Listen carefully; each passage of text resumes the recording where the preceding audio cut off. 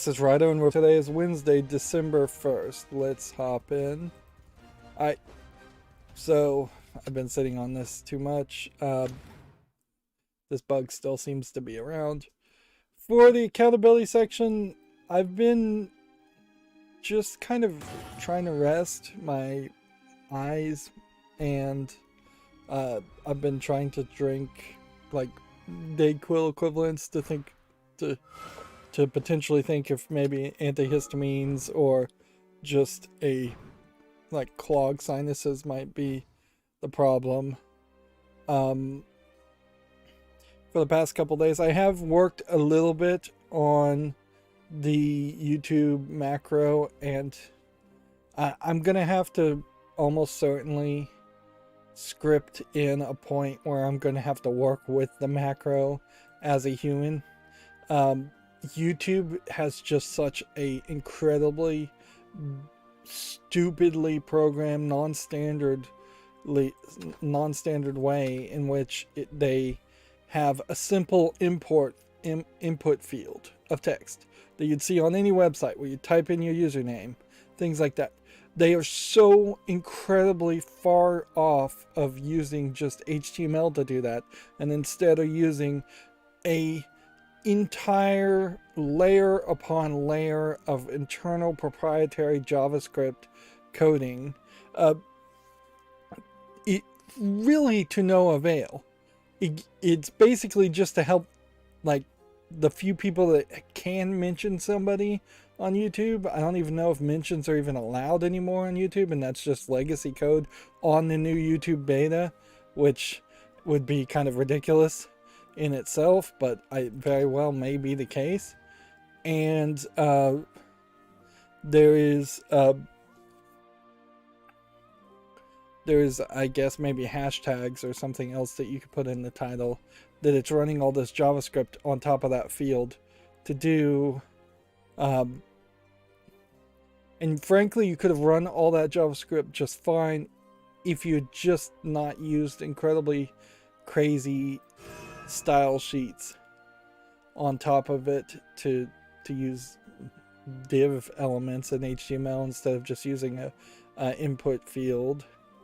I don't want to get deep into HTML certainly, but I just cannot find a way to get this macro to be able to put the code in right, update the title, and then the JavaScript recognize that the title has been updated,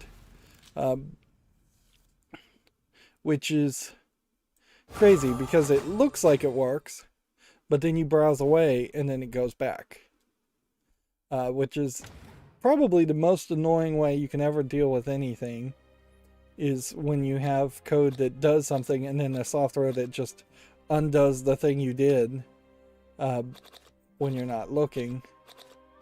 So I think instead of potentially trying to bang my head over it, I've tried a lot of different things. Theoretically, I've seen one forum post saying somebody trying to do the same thing with YouTube's website in particular, and they say if you paste it into the box, just send the Control-V signal, that'll work.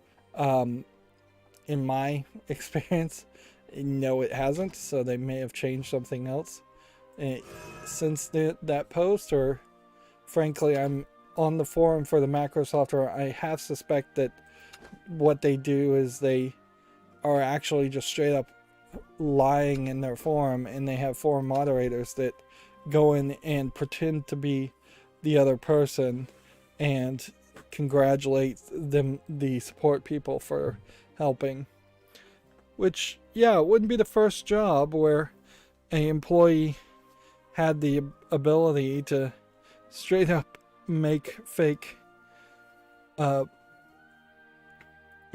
reviews or make fake thank you statements to make it look like they're really doing something.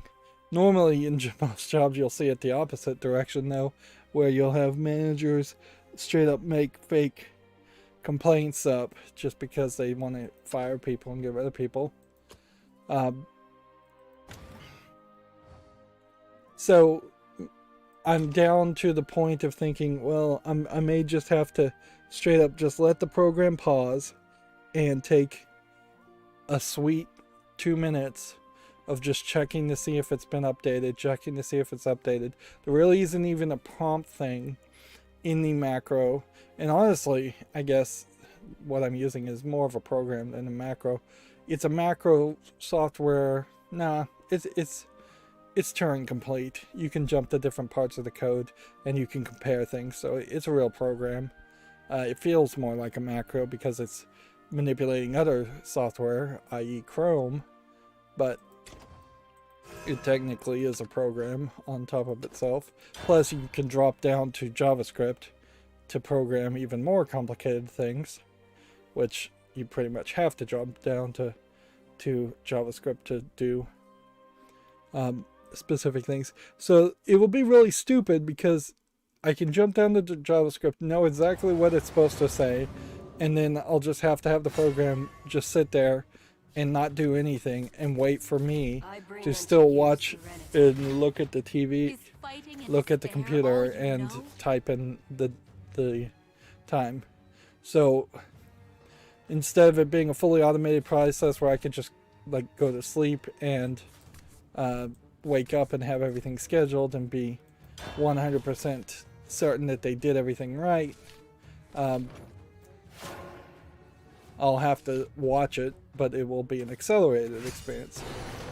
But whatever, at a certain point, if it's accelerated enough, like 1 day's worth of work may schedule everything, may schedule literally months of recording. I also realized that the way I had it programmed was picking the first video on the list of videos, not the last video, which actually is way easier to do in retrospect. So I simply changed the code to make sure that the web page was sorted in a different way. So instead of descending, it's ascending now.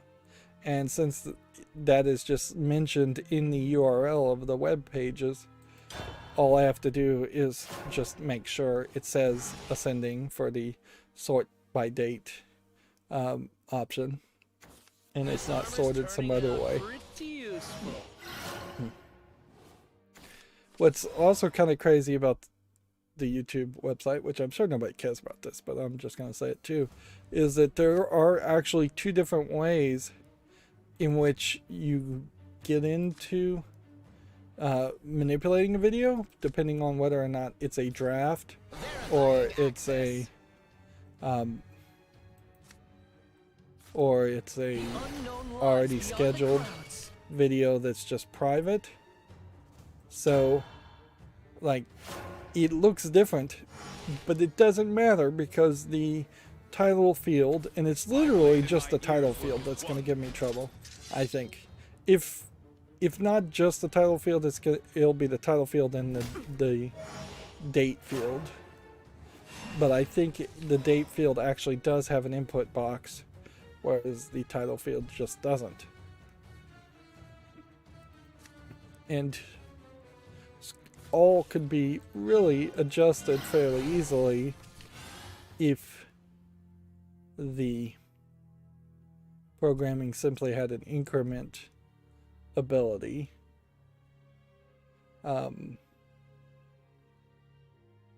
Which you would have to then account for that, but you probably wouldn't have to account that much.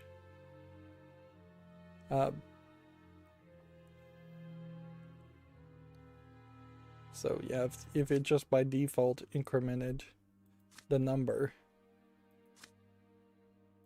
And you know what, it's not, even though YouTube is pretty much useless to responding to things, maybe 6 months to a year from now they would actually listen and increment a number.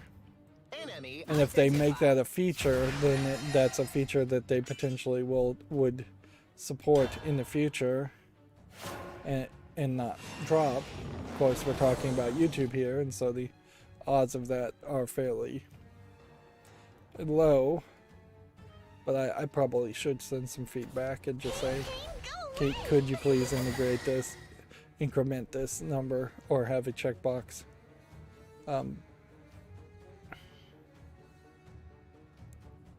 Because that would be, that would fix it easier, and it would remove one more thing that has potentially 5 or 6 lines of code. Like, I actually broke up the code into several different bits of code just to keep things nice and small. I'm approaching kind of the ridiculous level of coding where you have a function that literally is 1 or 2 lines, and you call that function only once or twice in your code, but you still do that just to keep everything separate and easier to understand. Whereas that's not actually a great way for readability if you're having to jump up and down all over the code sheets. But in the case of the macro software I'm using, which is called UI Vision, by the way, it's a terrible user interface. It doesn't even have a dark mode, and the colors they have right now, or they've even admitted, are just awful colors. So it literally is difficult to read the code, even when you have only like 12 lines of code. Anyways, so anything to help there.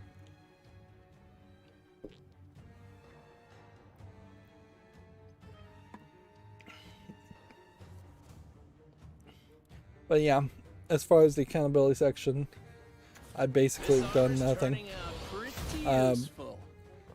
I could wrap up Black Friday and say I think I'm going to spend about $20 later today on the Steam sale just to get Binding of Isaac Afterbirth. And probably not Afterbirth Plus or anything like that, or Repentance, but just get the next bit of DLC on that and a couple other things that are really cheap. Overall, I bought extremely little this Black Friday, which is really more than acceptable because I had bought a fairly significant amount on Amazon Prime Day, and even at that level it is questionable if I hadn't really just gone a little too overboard on Black Friday. I mean Amazon Prime Day, as far as purchasing stuff. The irrigation project, for instance, while I have gotten it to work, and now we are on the path of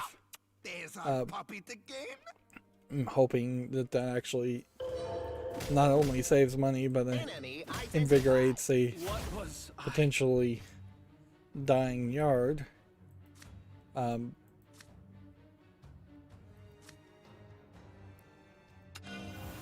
then, but that was a project that really, it did work, but it didn't work as nicely as I would have liked it to, and certainly there's a better way to have done it. The Xsense smoke detectors, the one that I purchased, I don't think I'd recommend them at this point. The Wi-Fi smoke detectors, they need desperately a second generation. There is something about a standard part of 802.11n at the 2.4 gigahertz range that they just are not programmed well to handle, and it has something to do with the WMM standard that is mandatory about that. My Wi-Fi in general has been a nightmare for nearly a year now, and I finally found a forum post that showed me some different settings, and I'm hoping I can just set all the settings and stop having this constant disconnect. I legitimately think there is a decent chance that someone is actively trying to run some kind of deauthorization attack or just some kind of thing as far as my Wi-Fi connection, because there are 2 hidden SSIDs that are actively changing to the same channel, whatever channel I go to, and they are always trying to overpower that channel on the 2.4 gigahertz processors. There's also, I think, just a lot of 2.4 gigahertz routers in my neighborhood, and it has just become incredibly flooded. And I think I've heard other people talk about this and not really realized just how bad it has been up until this point. I imagine this is something that a lot of other people have recognized, is that there's just no way to even get a good connection. But slow speeds would be acceptable.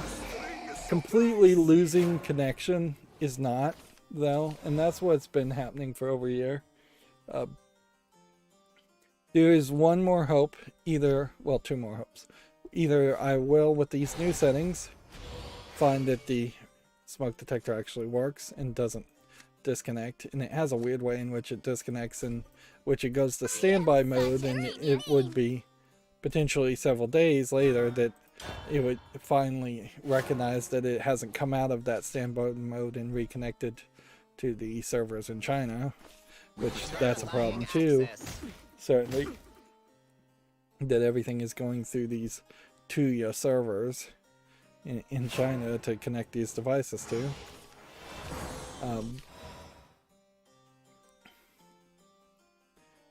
So yeah,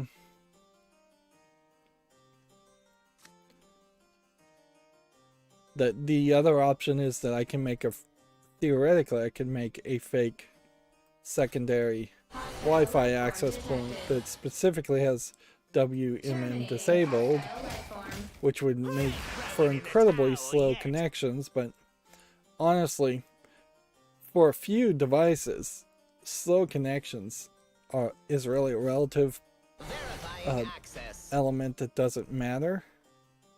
Like, a slow connection for a smoke detector that's only supposed to be sending out one small signal on an extreme rare case is fine, and it's going to be slow around 15 megabits per second, or megabytes per second. I think probably bits there. It's not going to be ridiculously slow or anything. It's just going to be potentially, I would say 6 times as slow as what a standard 802.11 connection can get for you. And honestly, if this works, it probably wouldn't be a terrible idea to try and throw some of the other devices on the slower connections also, and free up some bandwidth between my own internal Wi-Fi network. Things like my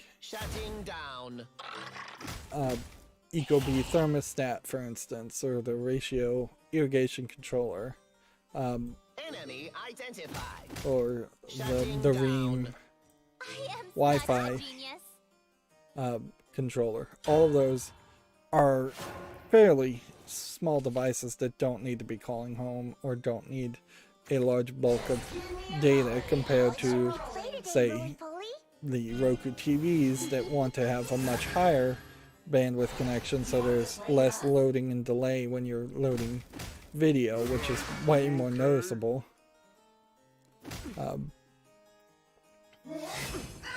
But that really would just be doing a kind of weird form of quality of service without actually enabling QoS, which I've given up on trying to enable and use QoS also.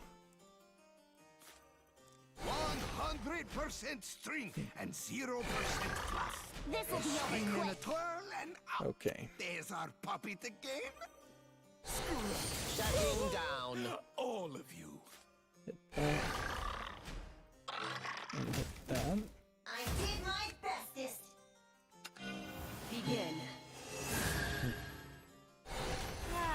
The design fault lies with you. I am such a But genius.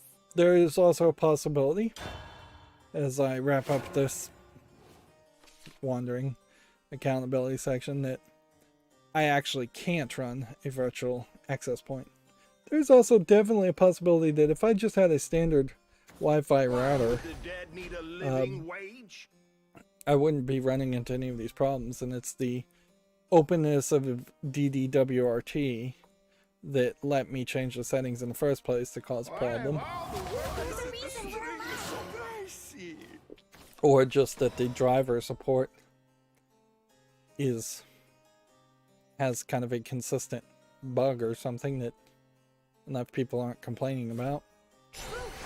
And lies. Speaking of software,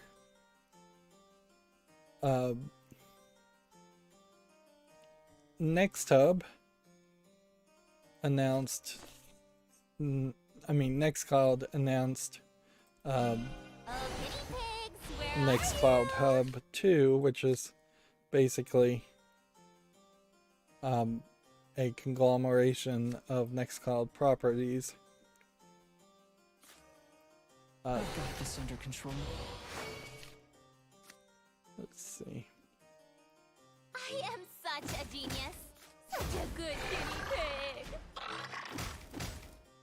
And so that they are updated and tried to improve a lot of things as far as the Everything was a lie. as far as Nextcloud. And one of the things they've improved upon is that they are going to release a new Docker image called Nextcloud All-in-One, not to replace the several already existing Docker images. Oh, my beloved mother. But All-in-One is going to try to be a more simplistic way in which you can use Docker. Not even really set up so far. I mean, it's very beta at the moment, but not even set up to use Docker Compose. Just standard Docker to set up a Nextcloud instance without having to make as many decisions or choices. Try and automate things a little bit better, make it a little bit more robust and long lasting is my assumption there. All of you. Let's see. Do this. Sleep. So, yeah.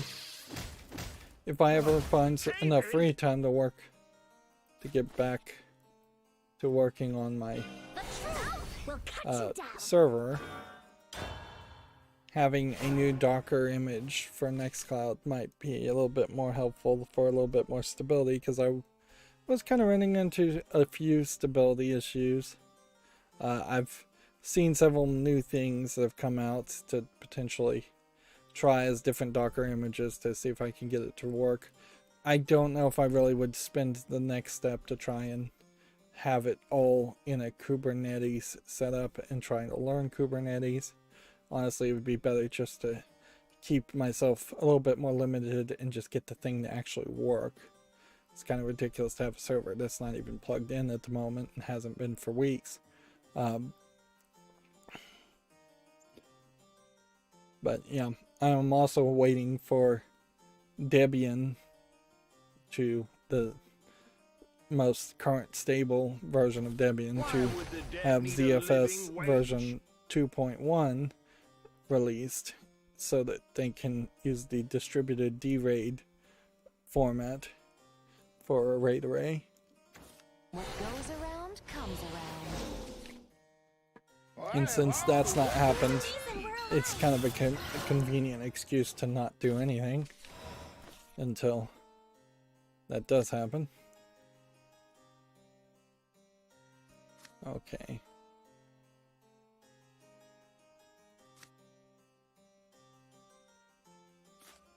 Useless puppets get no love. What fine threads you have. This one. This'll be over quick. This one. Accept harmony. Get that one.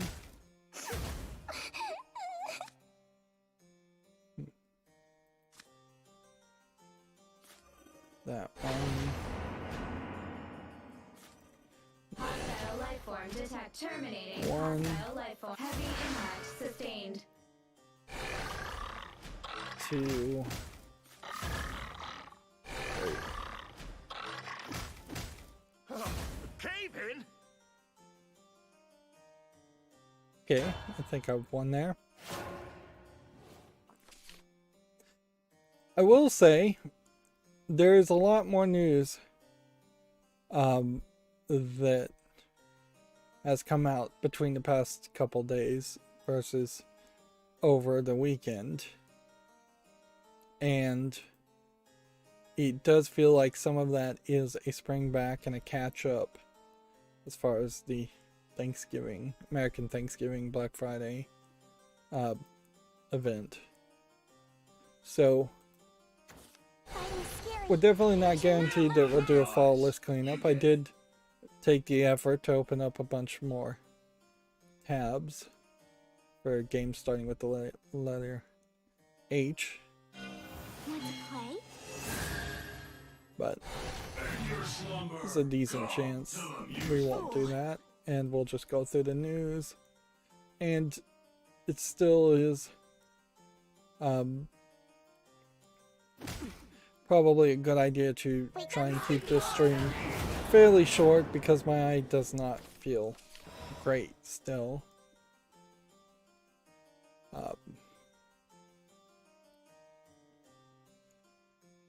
There was a talk of somebody fairly big, at least according to Reddit, going from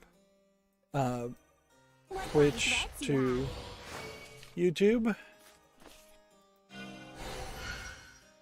Yeah, I've still managed to lose here. This'll be over quick. What adorable, ephemeral lives. And I've seen a little bit of news to say that the new person in charge of Twitter is probably going to be a nightmare. And Thankless job. they have specifically, from what I hear, like, this isn't even really getting talked about too much. They've specifically put out a rule that says you can't post pictures of someone else without their explicit permission. Now, as an individual, as somebody who is not really a celebrity, I definitely wouldn't consider myself a celebrity. I understand that. Like, I haven't personally put out pictures of myself online, and I definitely haven't gone into the spotlight. So it makes a lot of sense for people who have an expectation of privacy, and this is how the law has always phrased it and thought of it. It's reasonable to have a reasonable expectation of privacy out there too. And at a certain level, we probably do need better laws for a modern age that quantify a level of expectation of privacy as far as photos that are taken of you too. Like, and it wouldn't have to be too technical to really say that if you send a photo to somebody, then you have an expectation of privacy that one person will not publicize or show that picture to someone else, whether it's a dick pic or something else, or just a standard photo. And that could work certainly for corporations too, is that, and even police, if police have footage of you for some reason, that there very well may be an argument to make laws that say they cannot then share their information publicly with somebody else. And there definitely would be exceptions to that rule, because we don't want to create a scenario where kidnapped parents can't share pictures of their kidnapped children, or parents in general just can't share regular school photos of their kids to friends and family. At a certain point, though, that wouldn't be too much of a deal, because the general assumption under law is that kids have no rights anyways. I've got this under control.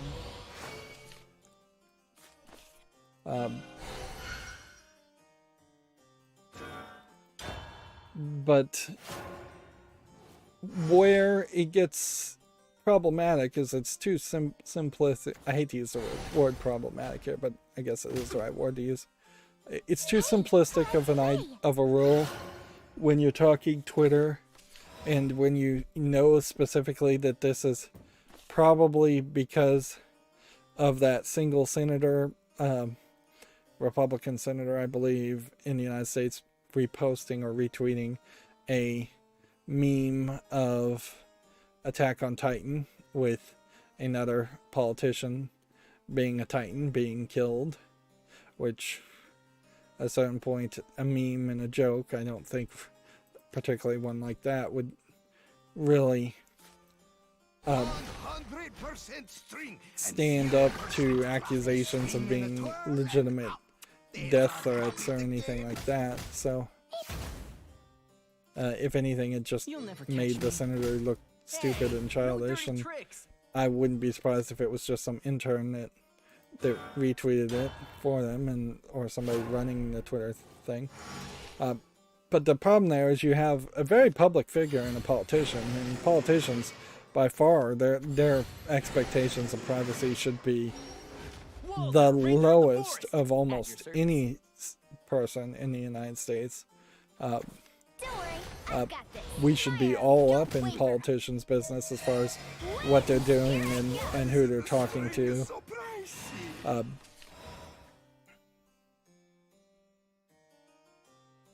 But yeah, to make such a simplistic rule to say that you just can't post pictures of people without their explicit permission is not the right way to go. Arguably, it is also very far away from how Twitter, and I think in a lot of ways, Jack Dorsey deserves a lot of credit for holding back the rest of his SJW employees. Twitter bent over backwards for the most part to tolerate things that President Trump posted on Twitter, whereas similar people, they were literally saying at the same time, similar people would have been banned from their platform for doing similar things, and they were trying to implement that. They had literally implemented different rules for different people, because it was, in their argument, so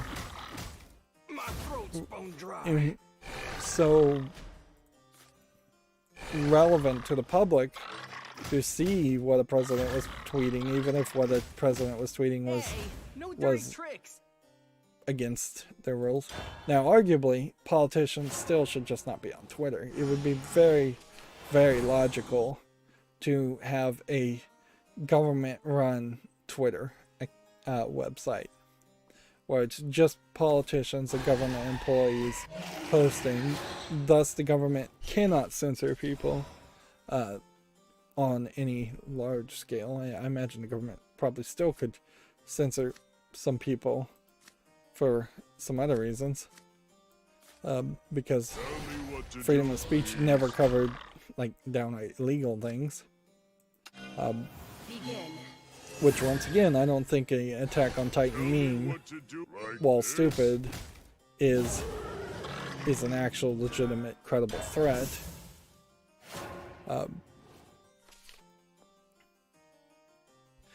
And frankly, since Twitter has been wallowing and not adding any new features or improving in any way, it wouldn't be terrible if you had a post office particularly the post office, should run it, that was running something like Twitter, and just everybody could get on it, and that was that, and nobody was ever kicked off for nearly anything short of something illegal.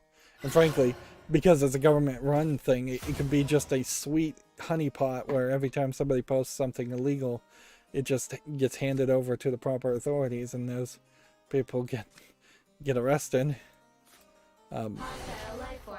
Like, and that would be the real solution there, is if something's illegal, then by all means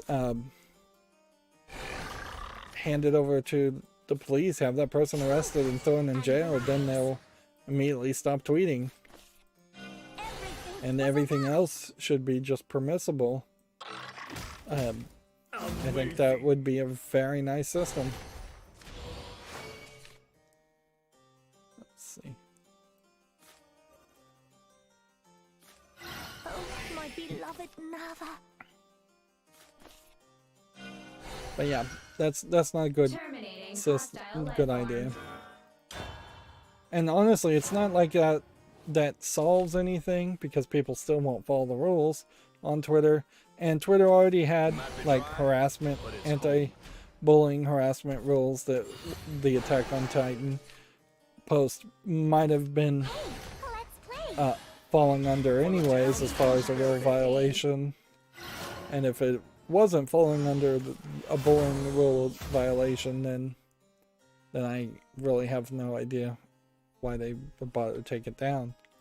Like, this is a great example of SJWs letting Democrats and leading Democrats to their own ruin, and it definitely feels a lot like Poe's Law, to use a old school phrase, where you just have a false flag person trolling or pretending to be a SJW, or a legitimate SJW that actually believes it, and then crying and pushing for censorship to make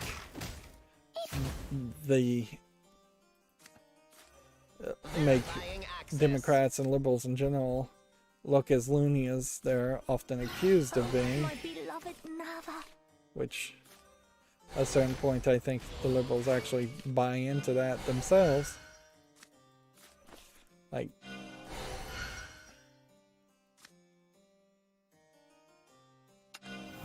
Sleep. Emergency mode activated.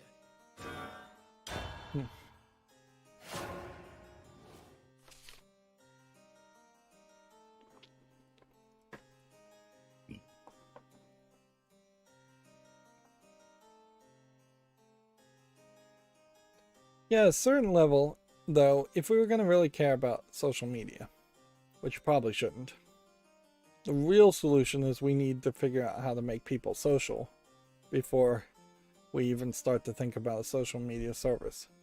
As a programmer myself, I definitely think yeah, there's major ways you could improve social media services and create this awesome website, and then just nobody will use it because you don't have that venture capital and angel investing to promote it, and you don't have celebrities on it to promote it. In a lot of ways, Google Circles was that. You can certainly use Nextcloud to have your own federated social media services. It's maybe not even as full featured as Twitter is, but at that point you own your own servers, and nobody's going to tell you how to regulate or rule anything. Verifying access. But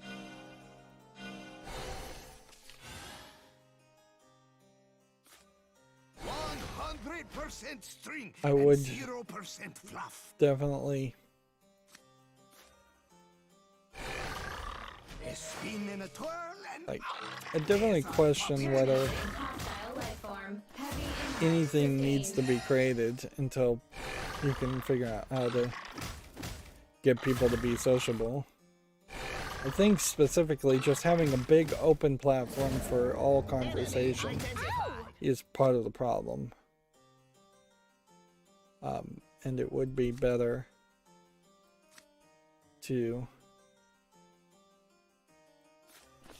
potentially have We'll cut you down. Verifying access. like it would be better to potentially just have like a limited website form. But yeah, the United States is theoretically trying to pass a law against bots buying up items. I don't know how you would actually regulate that, but like at least stopping people like Ticketmaster from buying up 80% of all the tickets at a venue concert, stopping bots from potentially buying every single like console sold. Those are all at least interesting ideas. Okay, I could have won in this turn. Enemy Or whatever. identified. Watch as I wind and Enemy wind. identified. Ow! Enemy identified.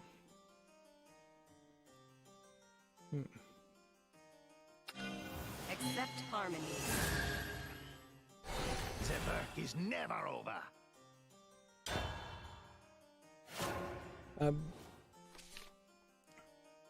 But yeah, certainly with forums too, if you could get rid of the bots, then I think you could have smaller forums that were better regulated and run.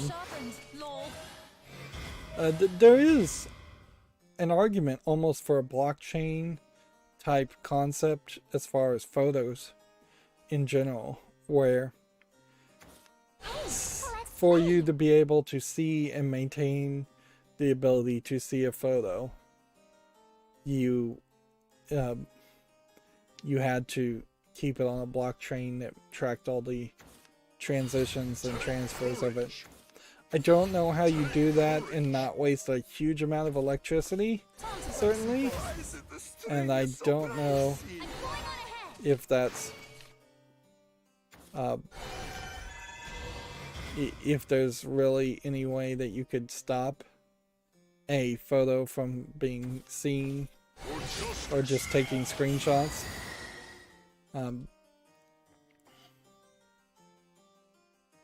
At a certain point, you'd almost have to have a plugin that converted all photos into something like a QR code, and then you'd have to have apps for your browsers to convert that QR code into an encrypted image, and they'd have to be particularly secure apps that stopped people from taking screenshots. And still, even at that, you probably could take a picture of a picture of a screen.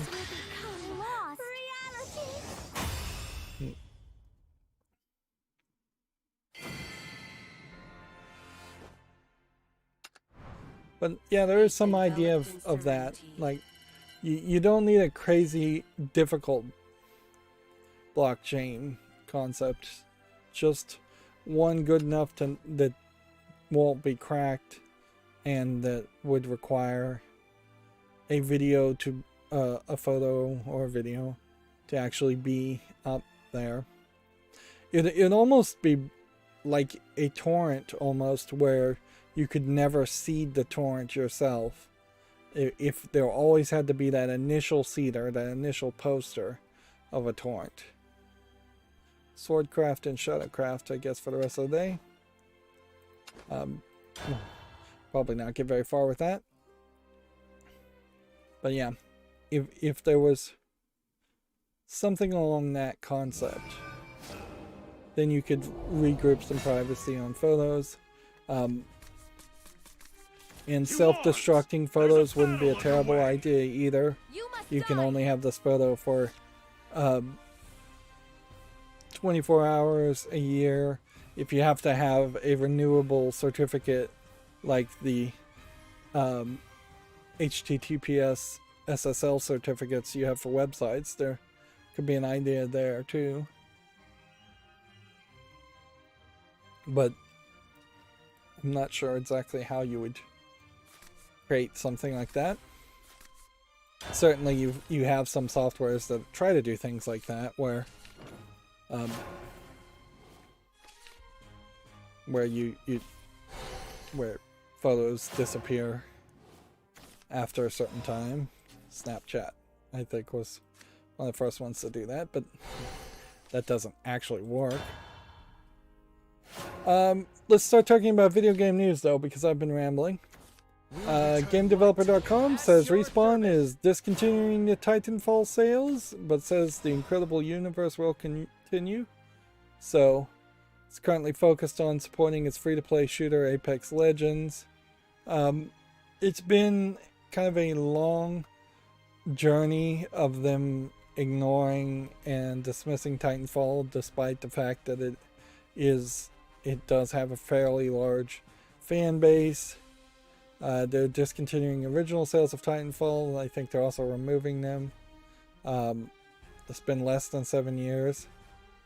And certainly that does not give the indication that they are setting up for a relaunch or remaster, because you wouldn't get rid of a game just because of that. Not in this order.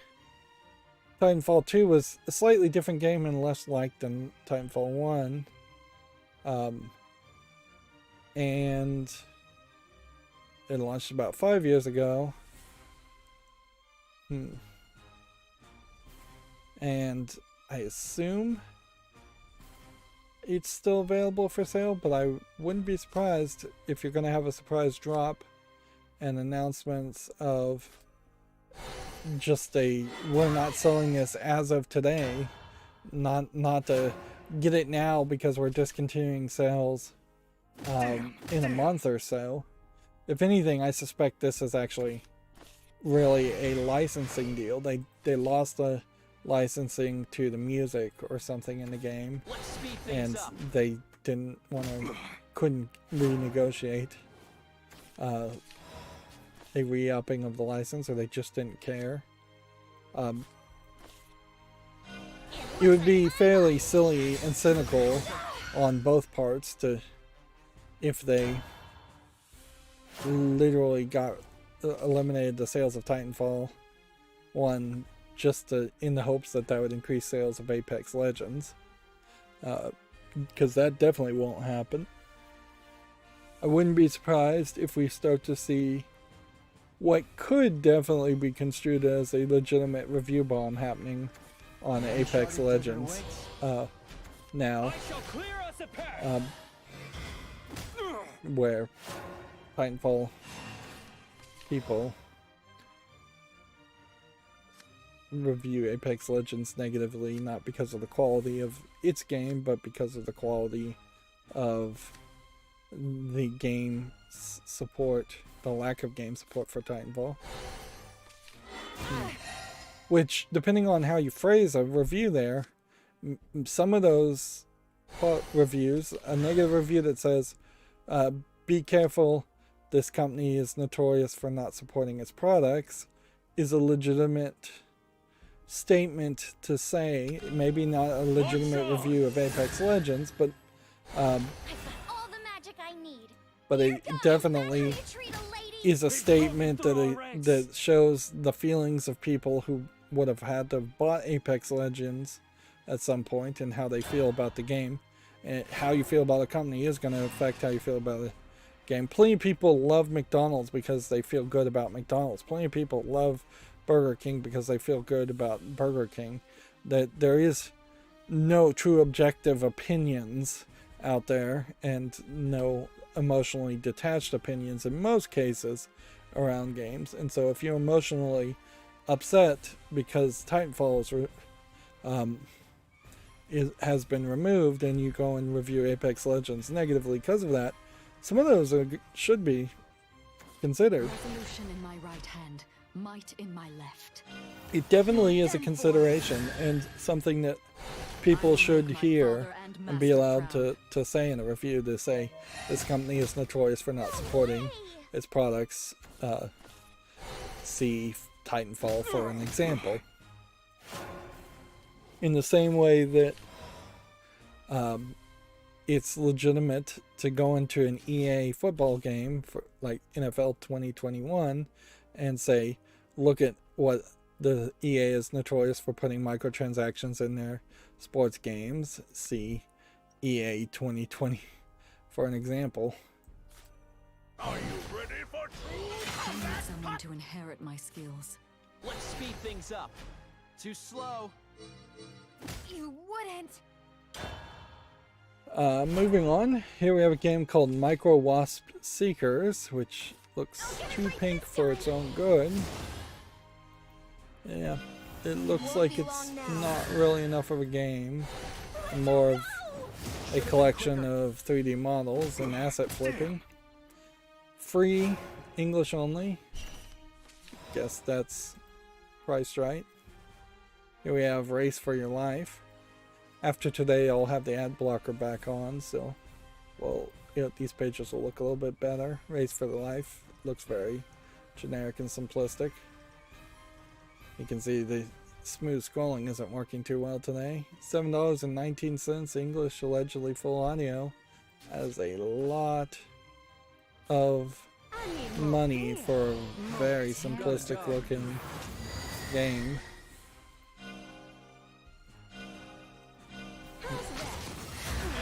loyalty is ironclad? Okay. One step closer to victory. Harder armor. Steel yourself. Die. Best of luck to you. My loyalty is ironclad. Here we have a game called Prop Night, which I assume is just trying to make not name confusion with Fortnite and Prop Hunter. I feel like I've seen a game very similar to this. Seems kind of ridiculous to take the idea of Prop Hunter and take it out of Minecraft, but seems like we have seen companies try to do this. This is a online only game from the same developer as the Wild 8, the day before Radiant 1. I feel like these are name confusion games.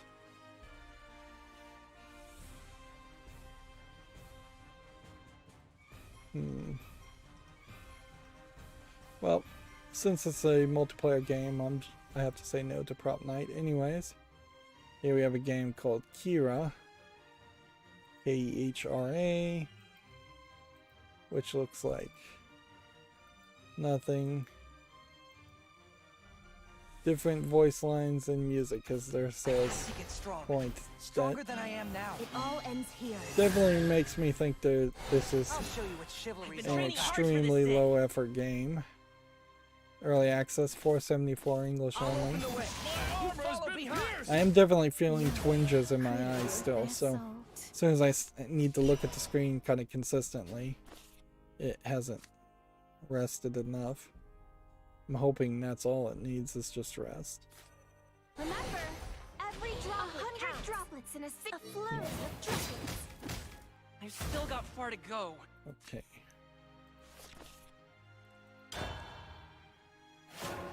Here we have a game called Nano Machina, which just looks like an Asteroids clone of no real interest.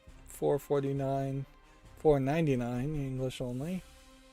Yeah, we're starting to see some very low effort, expensive games again, which definitely makes it feel like nobody was really Every drop 100 droplets in a single stroke. nobody was really approving games over the Thanksgiving weekend. Here we have No Plan B, which Train harder. for some reason was on the fall list when it really doesn't feel like it deserved to have been on the fall list. $13.49, several languages. I'm gonna just take it off the fall list. Almost certainly that's just a case of me being bad at getting through games for those couple of weeks. Hands up. I'll train harder. Let's see. Next we have a game called Coworker, which looks like nothing. Co-op tower defense game in a factory with zombies, just throwing everything but including the kitchen sink into it. $7.49, English only. Then we have a game called Dark House, which is tagged as a walking simulator. Yep, it being the first day of the month, I believe they are testing the emergency citywide alarm, tornado, hurricane alarms, sirens. I think I can hear them. This is $10.79 English Russian. No to that. Sounds about right. Video Games Chronicle News. As Good Games posts year-to-date loss, CD Projekt pledges to bring it back to basics. There is definitely a thought, can Good Old Games go back to basics? Are there still old games that they can license and configure to run DOSBox to make sense? Or have they run out of things that they could use to see that happen? Are you ready for true combat? You are all watching. The uncharted desert awaits. Okay. What wouldn't get rush? This wouldn't get rush. The uncharted desert awaits. What do we have here? They've broken through our ranks. You wouldn't.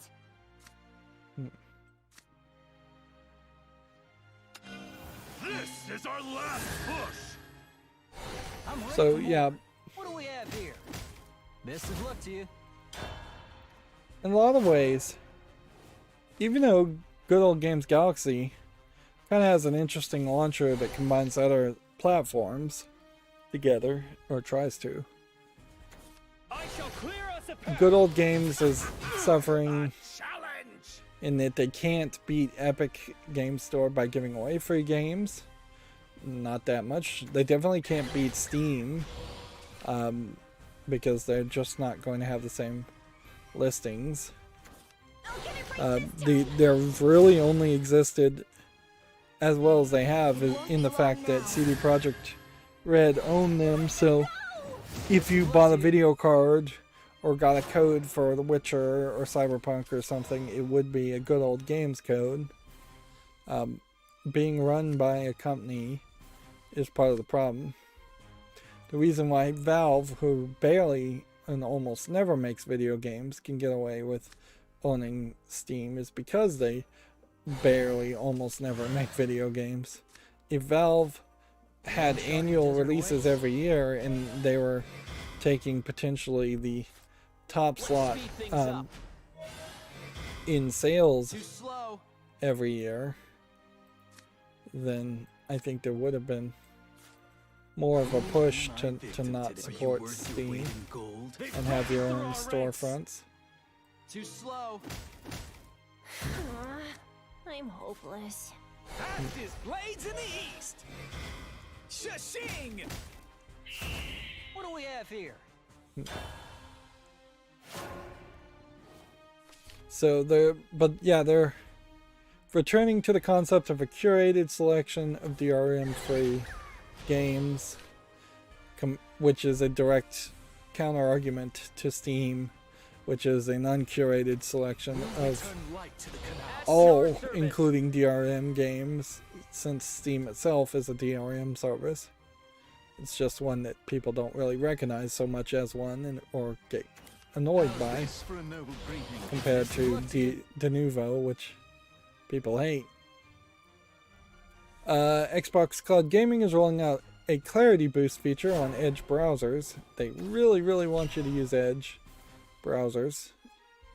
They also really want you to use Windows 11, and everything I've heard about it screams don't bother using it at all. Wait for Windows 12 to be announced, if even that much. by the time Windows 12 is out for the 6 years from now, let's say, All I need's an opening and you're toast. there is a decent argument that Valve may have finally gotten gaming working decently as far as a Linux operating system, and it would probably be another point for people to think about, hey, could I just run on Linux? A significant number of people did jump away from Windows when they went to Apple macOS, like, and iOS, and they either didn't have software that they were missing, or they weren't ever using anything that was explicitly Windows only software in the first place. So I wouldn't be surprised if there is, with SteamOS, a shift of gamers in particular that would move over to Steam operating system. If Nvidia simply tomorrow announced they were going to open source their video graphics drivers, and actually did it, then it really would only be a couple of years before gaming became incredibly better. Modern video game playing became incredibly better on Linux variants, particularly specific Linux variants that are designed and focused around gaming. And even in my case, while I do have a decent number of software things that I use, I wouldn't be surprised if most of them can run through Wine just fine, the Windows emulation, or Let the duel begin. are just replaced completely. A significant portion of what at one time would have been Windows users also have left using Windows for just using Android or iOS, or just using their cell phones in general. So very little ties me to Windows other than the fact that a significant number of people use Windows. And I think the next generation of people probably won't use Windows.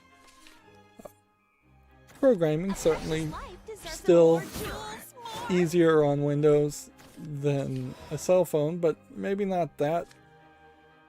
Probably not easier than programming. Yeah, programming on Linux may actually be easier. It's easier to install things like Python in Linux than it is to install in Windows. Yeah. And yeah, if Microsoft in particular loses the gaming crowd, they really won't have anything left as far as reasons why you would stick to Windows. I paid so much for that axe. There's also a good question to ask about how many people have computers in a job that need computers versus how many people that have computers just because it's the old-fashioned way of things happening. A precious life deserves a precious death. Because, yeah, there probably are more specialized devices that can be designed for a lot of employees that are closer to cell phones or tablets, that would make more sense than giving them a monitor and a keyboard and a mouse and a desk. Like, there's a lot that is included in having a computer that 60% of the time may very well be used just to browse the internet or answer pointless emails. Like, email is a big factor, certainly. Where there's just a ton of pointless emails, pointless meetings, pointless PowerPoints. Lose yourself in this final dance. Moving on, according to Video Games Chronicles, Halo Infinite will give more XP for players the first 6 multiplayers each day. First 6 multiplayer games each day, starting on Wednesday. So they want you to play 6 games every day, kind of as a daily to get extra XP to level up faster. Which, that seems very much in line with what you would expect. The BBC iPlayer is now available for the PlayStation 5 in the UK.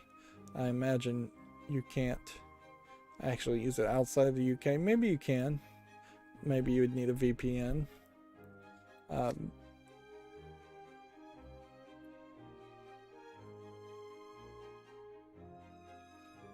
Reanimate 3. You look kinda haunted.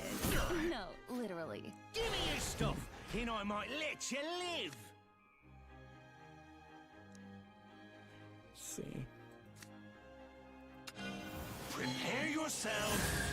Looks like you've got enough. Aren't you popular? I'll see you. I don't think it's particularly a big statement that the BBC iPlayer took that long. I have to assume that's BBC's fault more than PlayStation's fault, but maybe not. It could very well be that the PlayStation's been dragging their heels to approve things. I don't really have time to read the article any further. You too. Indie studio has started a petition asking Warner Brothers to let it make a Mortal Kombat Trilogy 4K. It claims the Mortal Kombat creator Ed Boon supports the plan, but Warner Brothers isn't convinced it'll sell. Which, yeah. It does definitely make an argument that you wouldn't want the people working on the newer Mortal Kombat, the next Mortal Kombat, to go back and remaster the old Mortal Kombat. You do kind of have a problem, certainly, as far as who is in charge of making the most recent Mortal Kombat games anyways. They were kind of awful. There's a danger also that you would license the game out to a company that's bad and they think they can remaster the games in 4K. Like, particularly in the case of Mortal Kombat 1, 2, and 3, those would have all been rotoscoped games, and you very well are going to have to just use, at best, something like a deep learning super sampling to upgrade the graphics. You're not going to be able to redraw the images from the rotoscopes. I guess you could just redraw the images and redraw all the characters as they are. Yeah, try that one again. There's also a question how much nostalgia would really sell here. Like, if you tried to sell me Mortal Kombat 1 in 4K for $60, I probably wouldn't want to buy it. And honestly, I don't know if you really get anything from it being in 4K. I would shoot for something like 2K, just a remaster in general. Don't even go for a resolution, instead go for higher frame rates and just making everything look really good. This company is called iBallistic, which would be very interesting. And I definitely wouldn't want it to particularly involve Ed Boon. It's probably not what you want to do.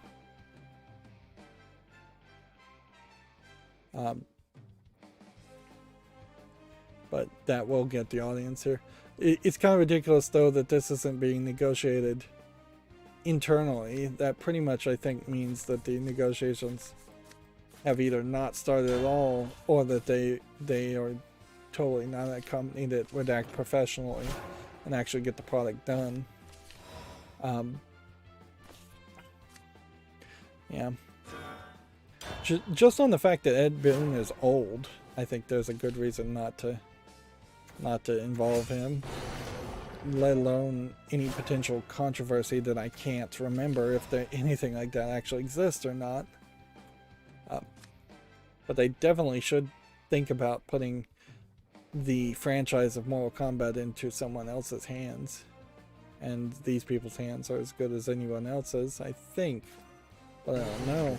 Deserves solemn silence.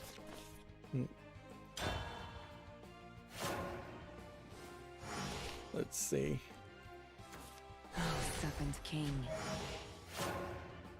So, here you have a trailer of, like, I guess the most recent canonical Mortal Kombat game, and it had the whole Sonya Blade voice acting issue, where they had a wrestler or something voicing and doing the face model of Sonya Blade, and it looked awful and sounded awful. Like, the first 3 Mortal Kombat games will be downright quaint compared to these fatalities. And sentimentality certainly has changed since then. If anything, I think the kids, here's I guess what they're thinking, which these look fine, but I wouldn't really particularly know that this is in 4K either. Like, it might be shockingly disappointing to have 4K remasters come out. It's also worth remembering that Warner Brothers was just sold by AT&T, or acquired by AT&T. It's impossible to remember which was which. And so they're in a kind of position where they're thinking about new projects, or not thinking about new projects because of the transition acquisition. This is definitive proof of God's authority. Yeah, kids are a lot less violent nowadays, I think, than they used to be, and they don't really enjoy the violence stuff. That this has reached 100,000 supporters, which I don't think that's particularly a lot, but I feel like a lot of parents would be like, sure, play Mortal Kombat. I played it when I was a kid. I wouldn't be, if I was thinking about my hypothetical kids, and they said they wanted to play Mortal Kombat on the Nintendo Switch, and it was like Mortal Kombat 1, I would be fine with a 12-year-old playing that, and an edgy 14-year-old playing that. I'd be like, sure, whatever. It doesn't matter to me. I almost certainly would have had the conversation with any hypothetical kids of mine already that to know the difference between fantasy and reality, and I would definitely monitor them to make sure that they do know the difference between fantasy and reality. But beyond that, I don't really find Mortal Kombat that offensive. Now, if they told me they wanted to play the most recent Mortal Kombat games, I would definitely give pause to like a 10-year-old or a 12-year-old at that point. I would definitely have to evaluate that on per child's level of development and maturity there. Because, yeah, they really have just pushed the bar more and more into violence and gore in particular. And in general, you don't see a lot of gore in Western forms of art at all. You see a lot of implied violence, and that's it. You hear gunshots go off, but you don't see the bullet go in. You don't see the blood gushing out.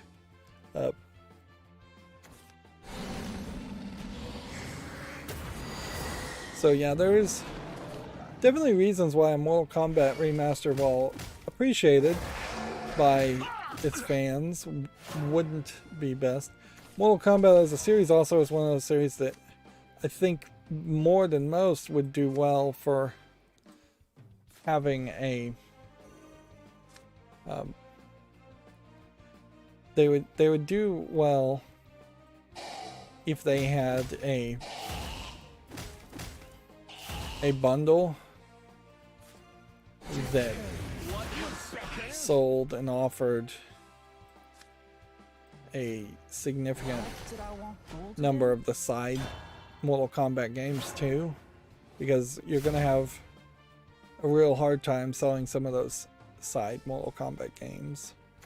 My blade and my ears work as one. Moving on, the PlayStation 5 console was currently available at UK retailer Game. Update, the consoles have now sold out. So they did sell out fast. No surprise there. The Xbox Series X apparently was the best seller over Black Friday weekend. Probably because it was the only one really available. But yeah. Getting an Xbox Series S makes a lot of sense. If you can get one and you have a decent backlog of Xbox 360 games, Xbox One games.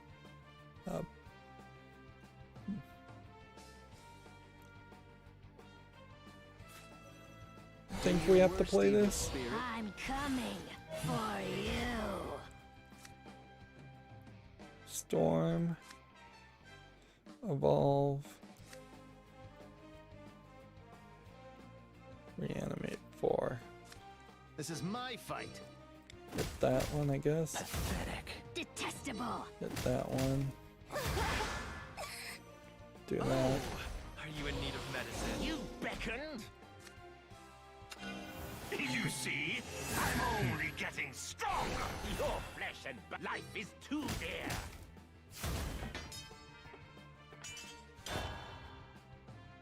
Yep.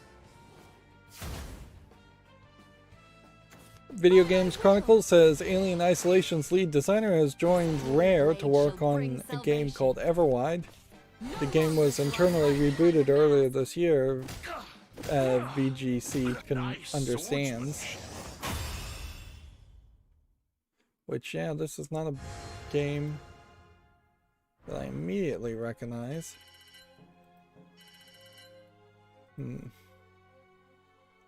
Is this the one where they are the keepers of these ancient spirit-like creatures? I feel like there's two games that are kind of like that. And honestly, I don't think this is the one I'm thinking of. I'm not sure I've seen this one at all.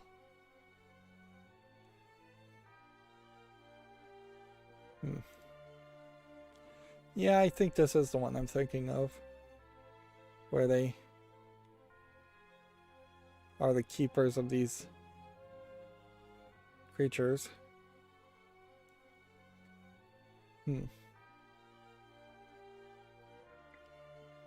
This whole trailer looks very spiritual and lovey-dovey, but kind of fails to show how the game is actually going to play, what the actual conflict is going to be. I wouldn't be surprised if it's actually very similar to a JRPG and they just don't want to show those elements to scare people away. The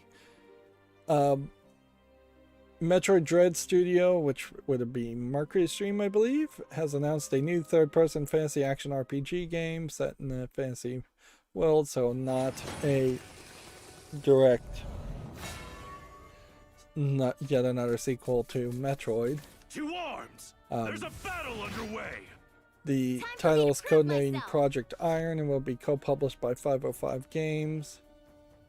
Is it new, or is it maybe something like a Zelda game?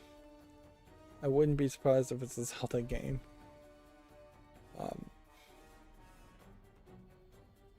So, like, Mercury Stream as a company made Metroid Samus Returns and Castlevania Lords of Shadow, which I don't think were particularly the most favorite Castlevania games. And I suppose you get a tiny bit of actual usable information from that, but not a lot, really. It'll be years before they have anything to show, I'm sure. And It's frankly would have been just as easy for them to not announce anything. Starfield has 2 special step out of the world moments. Howard teases. I really think it's a mistake to have Todd Howard out there saying anything. I think we are more likely on the path that Todd Howard is finally going to just say something to piss off Microsoft and get fired, as Microsoft now owns Bethesda. Then we are closer to being on the path that Todd Howard is actually teasing towards a fairly close launch of Starfield and building hype for a game that actually should have that level of hype around it. Step out into the world moments, I suppose, are just what he would be using to describe the beginning of something like Skyrim, where you fairly quickly after the initial scene step out into a very large world in Skyrim. Although you kind of don't.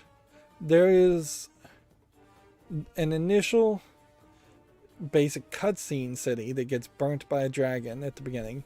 Then you go north, almost certainly you're pretty much blocked into going northish to a small town, and you spend not really even a lot of time in that small town before you go more north towards the central town of Skyrim that you then potentially will spend a decent amount of time in, and will get quests sending you in several different directions if you choose to take them.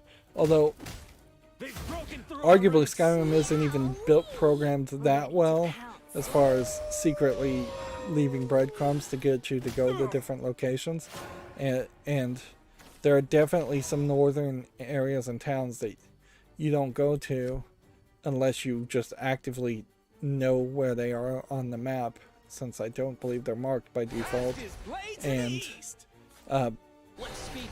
just enter the towns. And once you enter a town, you usually have a series of new quests that unlock, but the reason to go to that town are fairly low, and so you're actually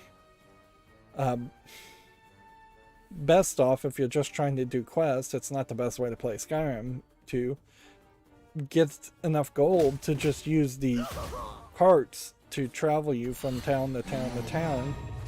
And a better tutorial setup would be to have someone simply tell you the names of the towns and explain the areas of Skyrim and mark each of those parts on the map.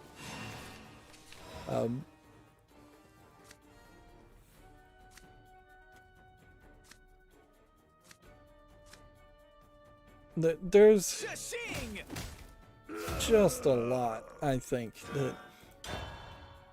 that we would need to see from Starfield. It's got to be so different from Fallout, which has been kind of a disappointment. It's got to be so different from Skyrim.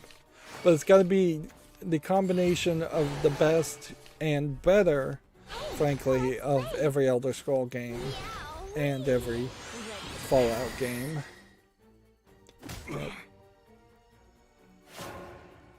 And when you have the vastness of space, I wonder if there isn't going to be a lot of flying around in empty space, in the same way that there was kind of a lot of walking around.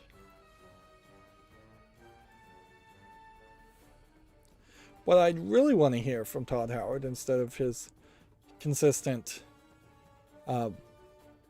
claims and hyping of things and people literally worshipping him, I want to hear that they have made some level of breakthrough in their procedural generation and their programming. That they have got something going on that is just great, that it's working with Microsoft Azure servers, and it's just simulating so much going on that the world is going to feel way bigger and better, and there's just going to be a lot more to do in it. And they've had plenty of time to potentially add those kinds of things. But Fallout 76 didn't really feel like it was a major improvement. So I don't really have any hope that Starfield is going to somehow be more of an improvement. Loyalty is ironclad. March on! Harder armor, steel yourself. Loyalty is ironclad. I tried to watch The Expanse on Amazon Prime, and I could not get into it.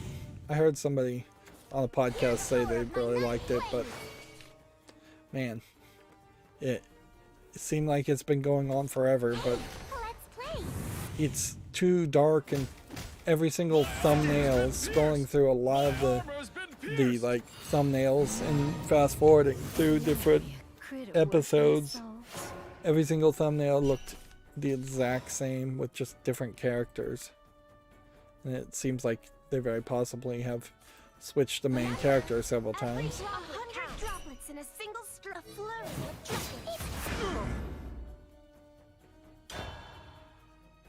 But yeah, I kind of failed miserably on that, which is fine. I don't need to waste a lot of time watching TV shows.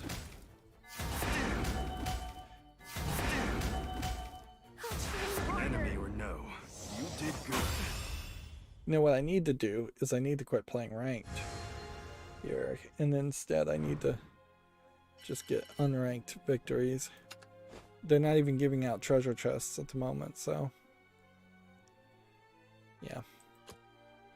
Let's go here. I should have done this 3 games ago.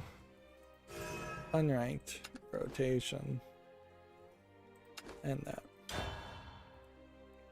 Moving on, Video Games Chronicle says Halo Infinite's campaign launch trailer has been released. Check it out if you're interested. Warzone's Pacific Mac Caldera's 15 district areas have now been detailed. People were already figuring out ways to cheat and see those. Of course, you have to care about Call of Duty Warzone, which I don't, so check that article if you're interested. The physical versions of the GTA Trilogy Definitive Edition have been delayed. There is also more rumors and suspicion that these games, the GTA Definitive Editions, were ported and built from the mobile ports, and that it was a port of a port, which arguably they should potentially just admit that at this point and move on. Here's that story I was talking about. A new U.S. bill could ban the use of console scalping bots. A group of politicians want to take actions against so-called Grinch bots. Of course, Ticketmaster would be heavily affected by this.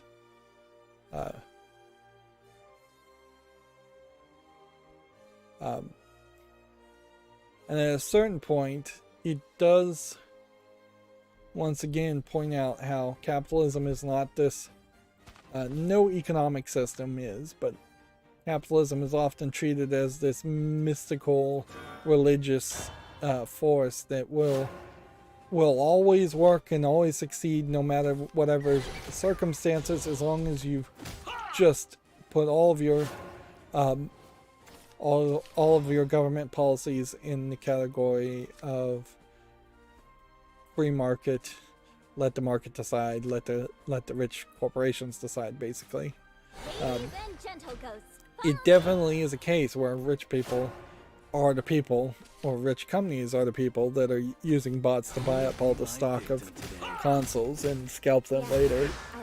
You don't have somebody who's struggling to make rent buying thousands of consoles. That's just not a legitimate thing that would happen.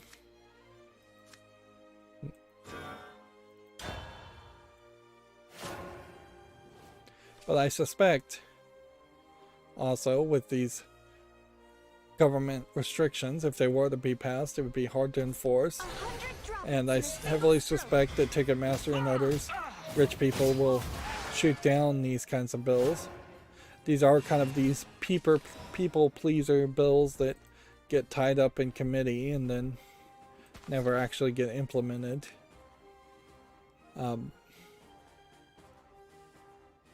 And yeah, at a certain level, it might be safer to say nothing at all and not make any bill until, or announce any bill until you either know it's going to not pass or pass.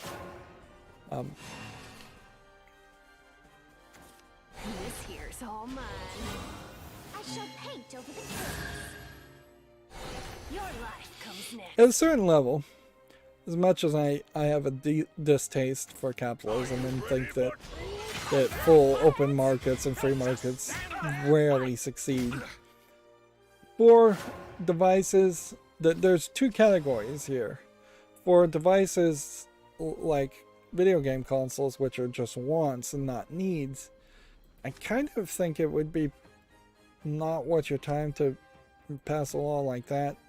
Meanwhile, while a law like this is being argued and talked about, what's not being talked about is the fact that the United States healthcare system is inherently corrupt and ripping off everybody involved and costing the United States trillions upon trillions of dollars in extra expenses. And if somebody was to try and buy up all the insulin, that would already be covered almost certainly under like national security reasons that you wouldn't be allowed to do that using bots or otherwise, or under just hoarding reasons. And so I would much prefer to see a law passed that says better or free healthcare for all United States citizens instead of getting rid of scalper bots. And certainly people could come back and say, why not both? And my only response to that is that the United States Congress and Senate have proven that they can barely pass anything at this point, so they can't do both. They just they don't spend enough time actually doing their job, frankly, to pass both. Activate, enhance, fire. That is a case again where if only you could find that benevolent dictator that can be trusted and will live forever and not turn into a horrific dynasty of terrible dictators. If only you had that benevolent theoretical dictator, they could just pass law and their word was law. But even in the case of the Catholic Church, where you would think that the popes would have been the perfect human example of being benevolent dictators, since their word is literally God's word. At least when they're speaking on canonical matters, or ecumenical, I'm not pronouncing that word right, matters. Even in that case, you have popes that have actually accomplished very little as far as supporting Catholic citizens. Verifying access. Yeah, I imagine for this very small number of people that actually live in Vatican City, they probably do have free healthcare, but I don't know if it's particularly good. And I think the most recent pope has said that healthcare should be a right, and that really hasn't caused anything to happen. Moving on. new PlayStation 5 system update improves system performance, which is basically what they always say. Half the time I think these updates are literally just updating SSL encryption certificates for games, so that it's harder to crack games, or so that they can play new games. That was one of the things that Blu-ray players certainly did a lot of, is that you had to basically update them to play some Blu-rays, or at least that was a problem for a while there. I go with the wind.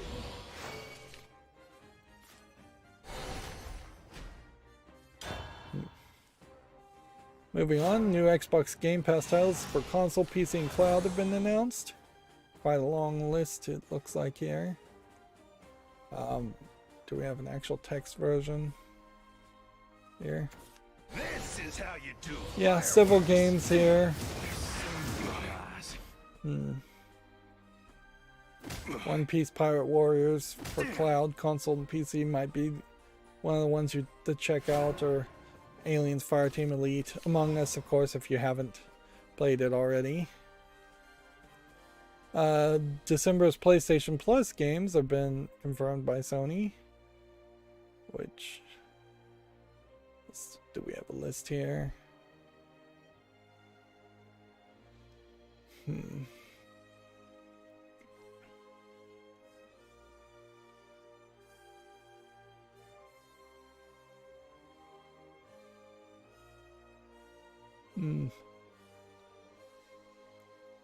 Godfall seems to be one of them, but I'm not getting a good list here as far as what the other games are.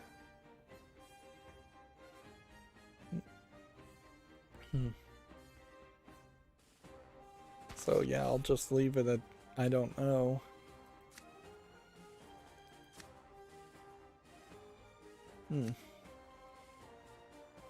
Yeah, I'm running into the sleepiness issue again. I started a little later because I was trying to program. I gotta get the program to work. Damn rain. Let's speed things up. Too slow. Shutting down. We have a lot more news than we did over the weekend. I was kind of hoping that we would just have a short amount of news in general till the new year.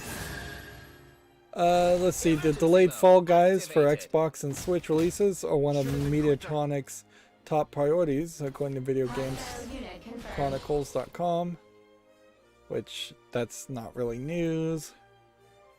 They have a review for Solar Ash, Shadow of the Colossus meets Jet Set Radio in a sci-fi setting. Yeah, and I just don't look at reviews of games from anybody at this point. We already talked about Halo Infinite bonuses with 2XP. Apparently there will be monthly Halo Infinite bonuses. They're starting with 2XP boosts. A new Switch system update also improves system stability. It also has added support for a new Chinese rate, makes a rating system. Oh, the CADPA. Okay, the Chinese, like,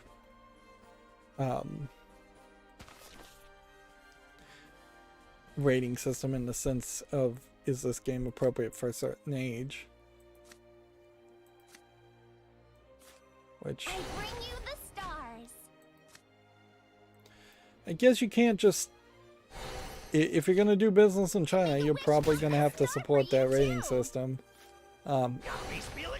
Even if you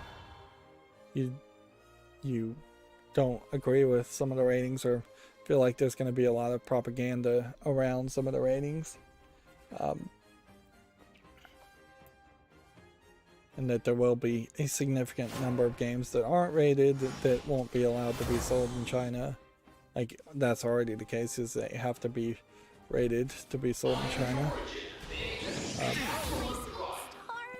But then I am leaning on that first statement heavily, that where I said, I guess if you're going to do business in China, by default I think you don't do business in China. I think Nintendo should sell Switches all around China, Korea, India, Japan, Russia, places like that even. And then just have people smuggle them in instead of potentially having to do business in China and having to be controlled, or selling your soul to be controlled, to allow yourself to be controlled. And if that is a situation where that punishes the Chinese citizens, that's for the better of the world and the China citizens in general, that's probably for the better. Enemy or no, you did good. We desperately, China needs its citizenry to be dissatisfied with life in China enough that a major political shift could happen, or a straight up coup, rebellion could happen.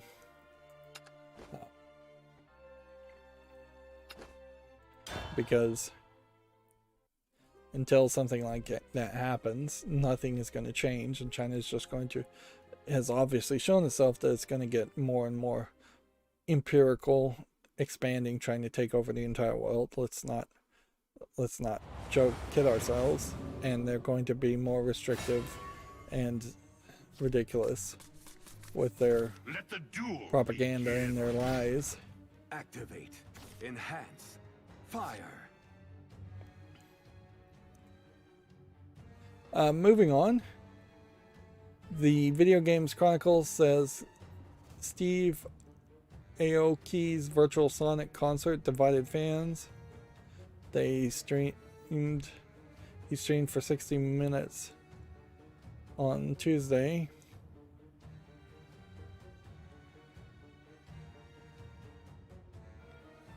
The main bone of contention appears to be the limited number of actual Sonic music in the concert. While there was one or two nods to Sonic, such as Aoki's remix of the Stardust Speedway theme from Sonic CD, the vast majority of the set consisted of his own tracks. Okay, so it was a bait and switch.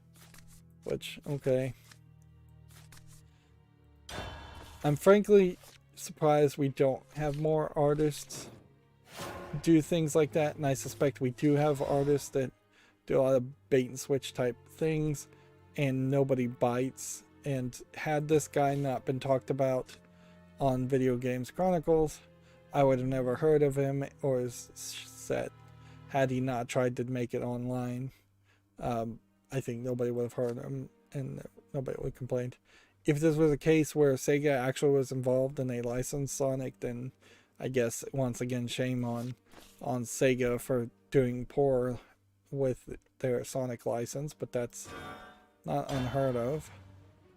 That is the one case, I guess, where Sega either chose not to sue or threaten to sue the guy, where they probably should have, and put their foot down just to protect their brand.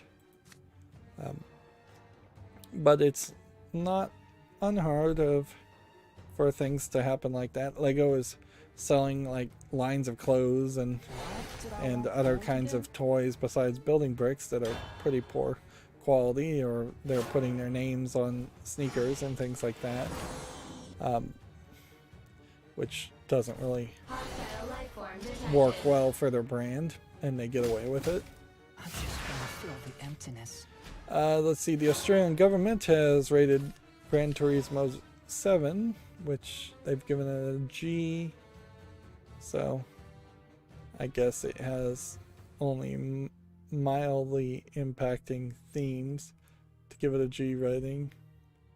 Very mildly impacting themes: no violence, language, sex, drugs, or nudity, which for a racing game, that is pretty much what you normally expect.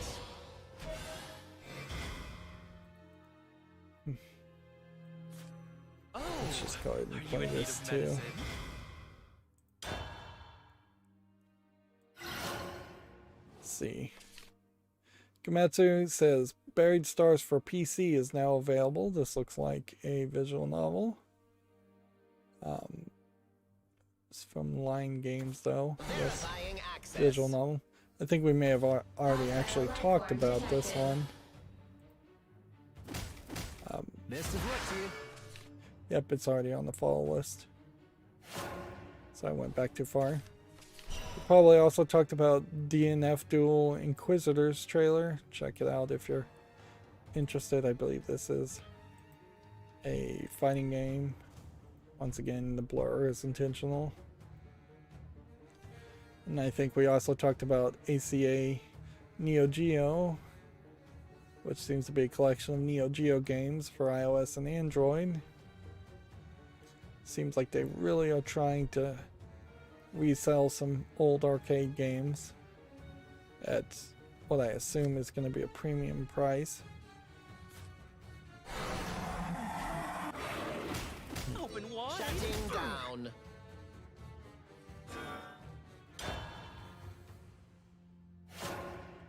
See, Blaze Blue Alternative Dark War to end its service on January 31st in Japan. The mobile game apparently hasn't even been out for a year. That is the other side, certainly, of a lot of these mobile games, is that they come out and they try them and then they fail fairly miserably very quickly. Coming at you. The horror visual novel Apathy Narugami Gakuin Nana Fugishi has been announced for Switch, coming out in the summer of 2022 in Japan. It's definitely looks like a different way to animate characters.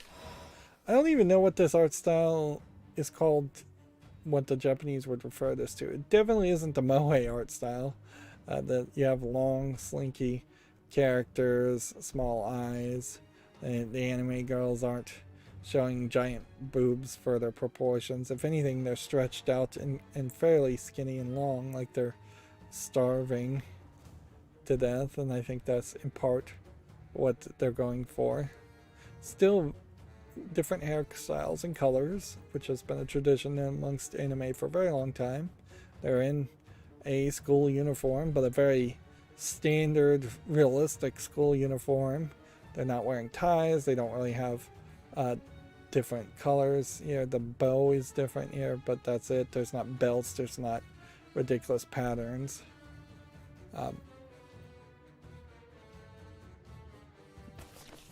Like, I don't think hyper-realistic would be the right way. I wonder if this isn't something that would just fall under a category of like Goro. I don't know if I'm using that phrase right, but as far as a grotesque horror art style, this teaser and trailer is mostly text. Then, yeah. Completing termination sequence. A gory horror style very well is like what's here, what you might describe that as. Okay.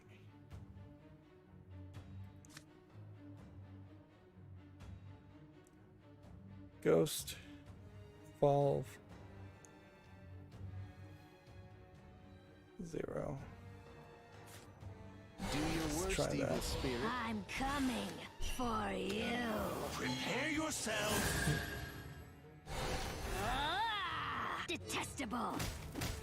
A fitting end. This is my fight.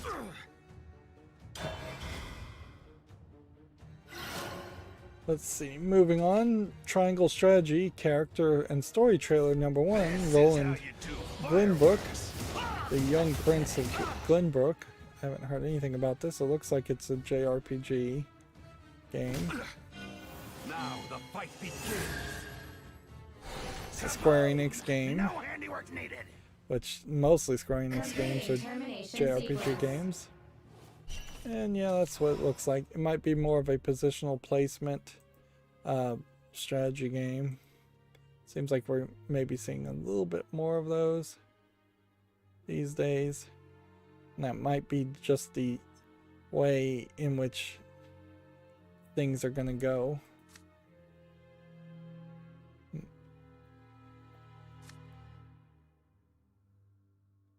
Let's see. Does this outfit make me look too moany? You see, I'm only getting stronger. Damn rain.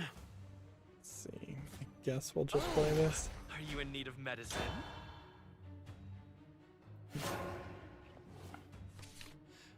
Castle of Shikigami 2 launches December 6th for PC in 2022 for Switch. Which, Hostile life form what kind of detected. game is it? Apparently it's a shoot 'em up game. Let's just check out the Steam page. Yep, it's a shoot 'em up game. Those are not the types of games I'm interested in. Crimson Clover World Explosion for PC launches December 6th, currently already available for the Switch. It too is a shoot 'em up game, so not interested. Another Eden the Cat Beyond Time and Space teases a Chrono Cross collaboration announcement for December 4th. I think that is You're through. probably Yeah, the design fault a lies with you. decent tease. I don't recognize another Eden the Cat Beyond Time and Space though. And if anything, it shows that Square Enix is not a very good curator of their properties, which we kind of already knew that. Eve Ghost Enemies has been announced for PS4 and Switch. Which, yeah. This is maybe a visual novel again. Yep. So we're getting a lot of announcements now to catch up. Termination sequence. Clyde the Snail for PC launches on December 15th. It's currently available for the PS4. This is a game I think I briefly heard about and then kind of quickly forgot about. Playing as a snail in the top-down hack and slash game.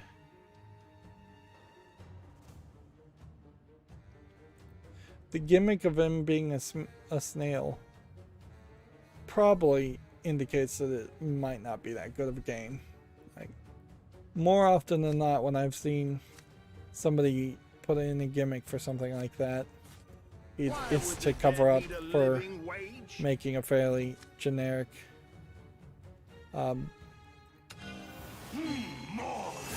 like generic type game. I've struck it right. Get in there. Damage heavy.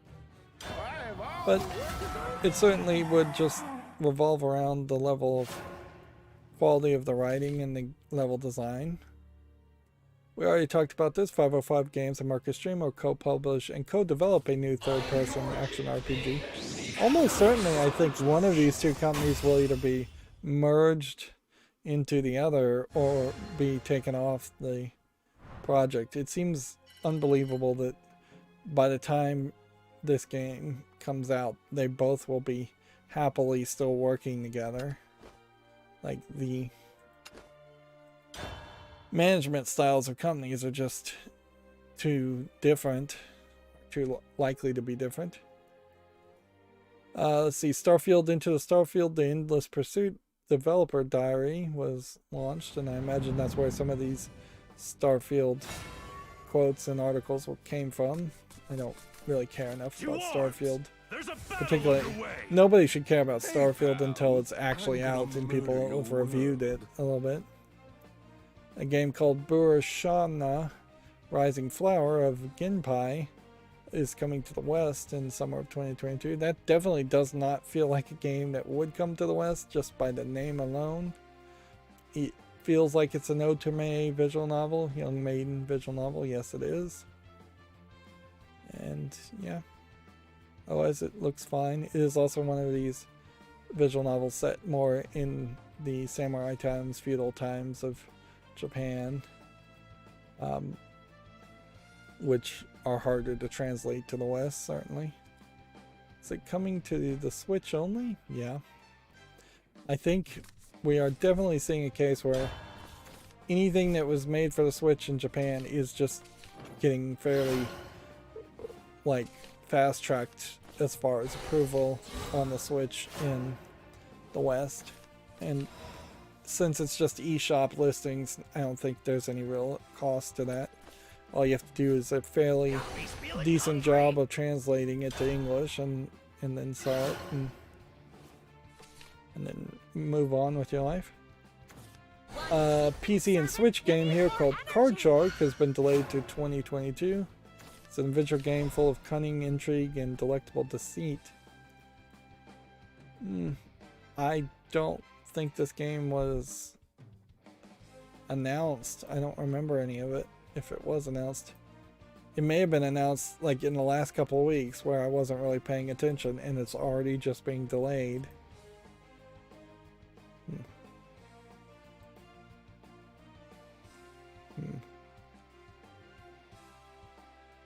Yeah.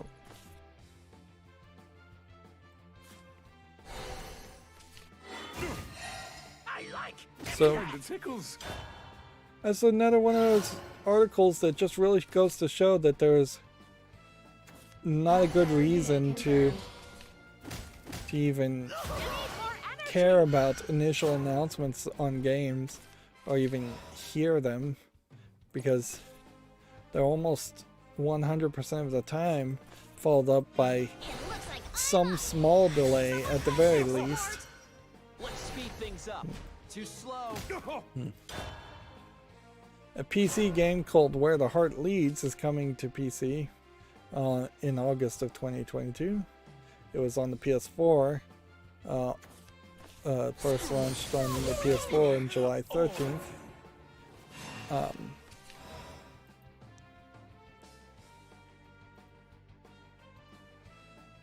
This might just be a walking simulator experience. I mean, it looks almost like it's a survival city management game.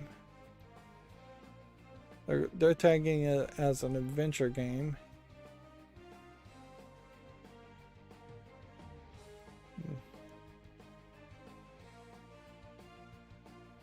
Yeah, I suspect, like, looking at these screenshots, it looks more like an adventure game. I'm not even going to bother to put things like this on the follow list, though. You don't even have a actual release date.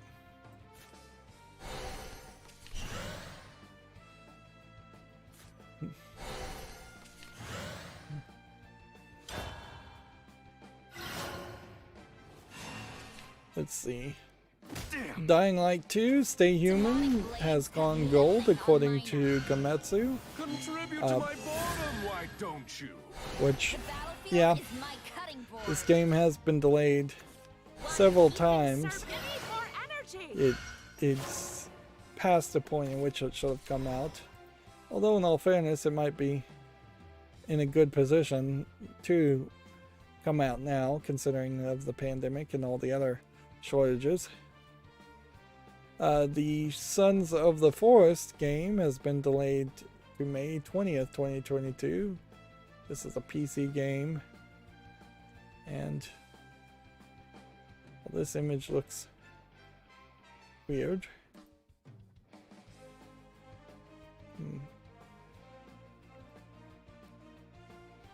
Seems like it's mostly a zombie game where they're not quite zombies and kind of a survival game. There was a game called The Forest, and I wonder if this is the sequel to The Forest.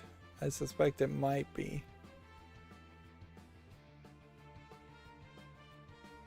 Yeah. Which I don't know if there is a decent enough experience to play The Forest. One, particularly if you're playing single player. Yeah, I don't know if there's enough there that would then make me want to potentially play a sequel to it.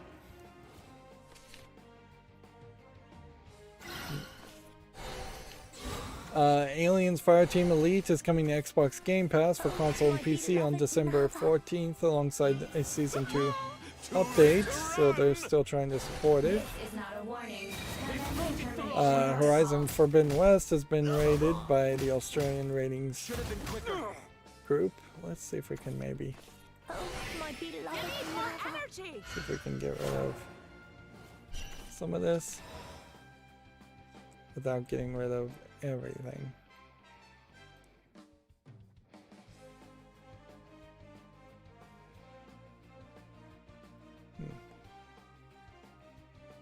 There you go. I think that will work a little bit better. And while we're at it, let's get rid of the share button. Just to keep it visually cleaner.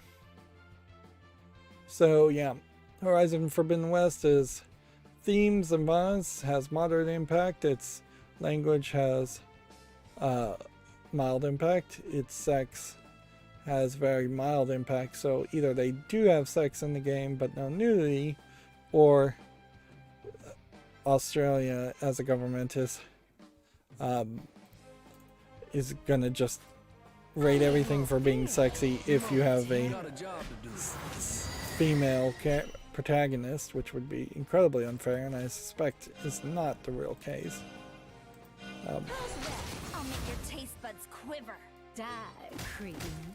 My loyalty is ironclad. March Gotta on! hurry here. Harder armor! Steel yourself! Someone call tech support. My loyalty is ironclad. My armor has been pierced! Let's see if we can actually clean this up a little bit more better.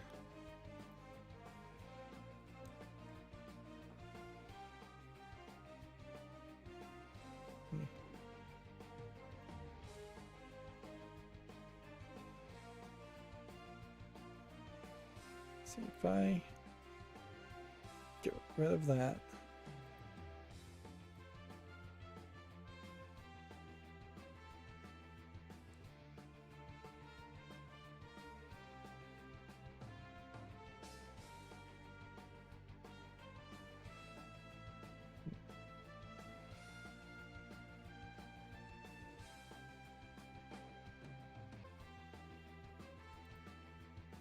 Messing with this.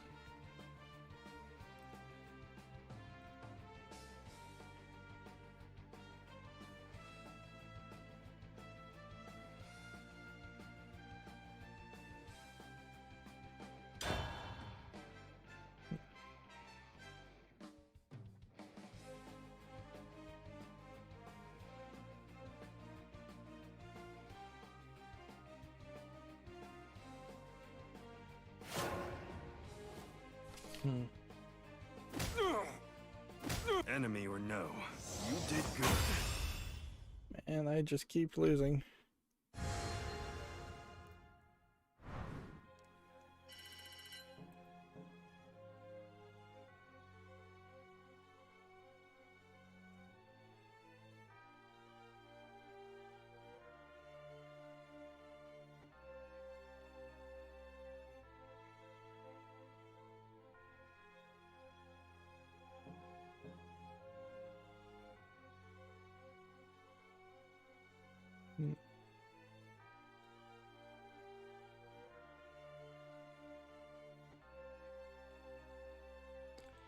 Yeah, I don't think I can make it look any better, unfortunately.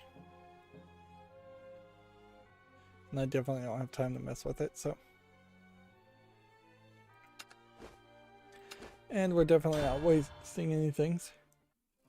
Not really accomplishing anything. Let's see, the Shantae and the Seven Sirens Spectacular Superstar update is now available for free. It adds 4 new modes.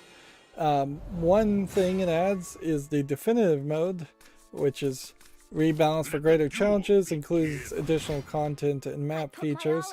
So if you wanted to play the game in its originally released mode, legacy mode, but oddly it also gives you a beginner's mode, which definitely, whenever I get around to playing Seven Sirens, I will balance between either playing Legacy mode or beginner mode, because the last Shantae game I tried to play had considerably difficult sections and then added a whole bunch of DLC to make the game a lot more difficult. Shantae as a series definitely feels like it's for experts at playing at Shantae and nothing else. So I appreciate seeing the concept of a beginner mode. And they probably should add that to some of their previous games. Some of their previous games are also fairly short, so it may not matter.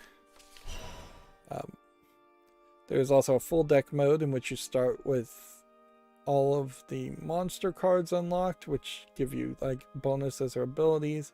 I think this game is maybe a little bit more Metroidvania than some of the previous Shantae games.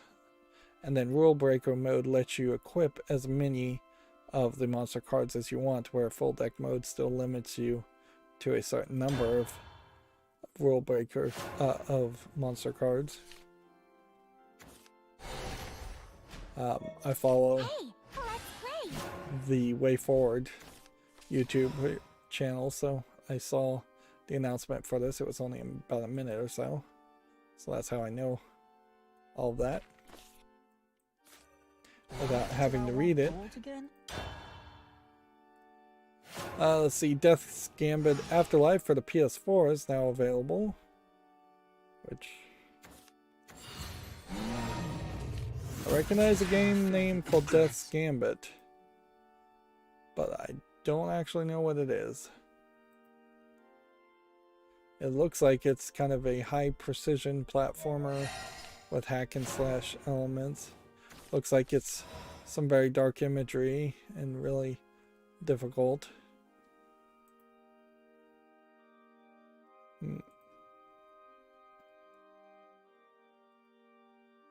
There might be enough focus on the hack and slashing of a game like this and the Metroidvania of a game like this where I might consider it. I assume Death's Gambit Afterlife is a update to Death's Gambit. It's apparently a free update for existing owners. Also, What did I want gold again? I want to get it all back.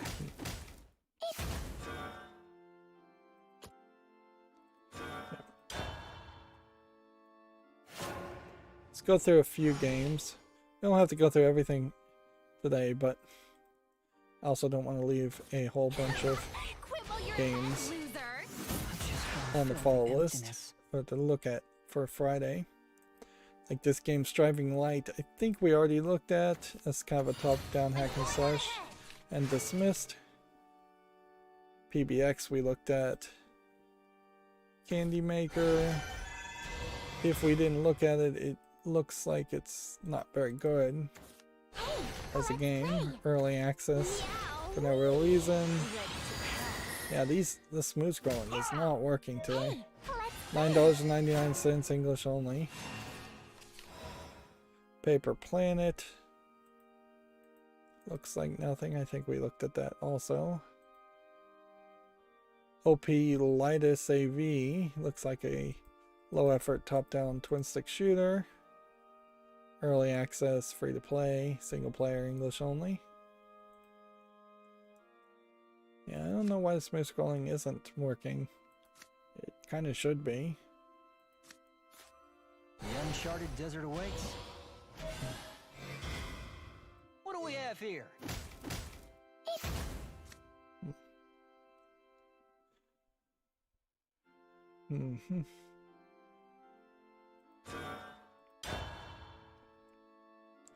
Here we have a game called Dungeons of Honor,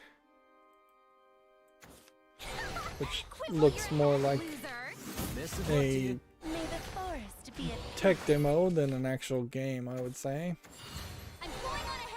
Early access, $9.39. Here we have a game called Typing Land, which honestly this doesn't look too bad for a typing game. I think there might be an argument to put this on the fall list and see if there's any reviews around it. Let's see what the price is. $4.99 99 cents, 8 languages. Somewhat believable. Although I imagine when you look at the languages, like a Chinese keyboard is probably not supported, a Japanese keyboard is not supported, a Korean keyboard is probably not supported in the sense that of the old-fashioned type of keyboards that you might have but probably don't for computers. You probably would have to type English words in with English letters for this game, not some of the systems that are, I think, built straight into Windows, where you can type in how something is sounded out and then it will automatically translate that into into the Asian language equivalent.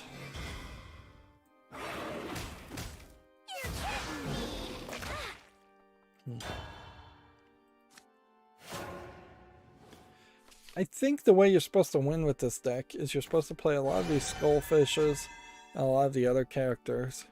Just have them do as much damage as possible with the last words. Here we have a game called Splatformer, which looks like nothing. It's $2.99 English only. Here we have Sinistar Lite version. Simple 2D action game centered on the themes of masochistic tendencies, yearning for death, as well as despair at being attacked by terrifying beings. Well, almost certainly this is the light version of a game that has nudity in it, but I think there might be a sales point here for a lot of people, because this is 92% positive already. $4.99. It was originally released in 2019 on DL site. So I wonder if this might be a case where there is a patch or a patch incoming potentially. Why would the dead need a living Or wage? this is just a way in which a DL site as a publisher is trying to double dip and make money. I'm gonna put this on the follow list, and then what we would see is there a non-light version of Sinistar? Doesn't seem like it, but there does seem to be a decent number of positively reviewed games that they've published. They all do kind of feel like they might be adult content games, but even in the case of this game, like, what you're not seeing here is a generic visual novel or a generic RPG with an anime girl with big breasts. You seem to have these arrows. Maybe that's the number of jumps you can make, or maybe that's the number of attacks or ammo. You have a different kind of isometric perspective here. You seem to be wandering around a lot more than I would generally expect as a side-scrolling game.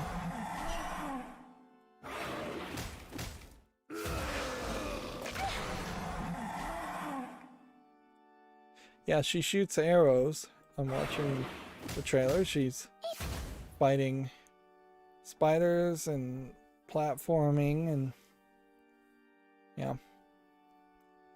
Now, arguably, from what I'm seeing here,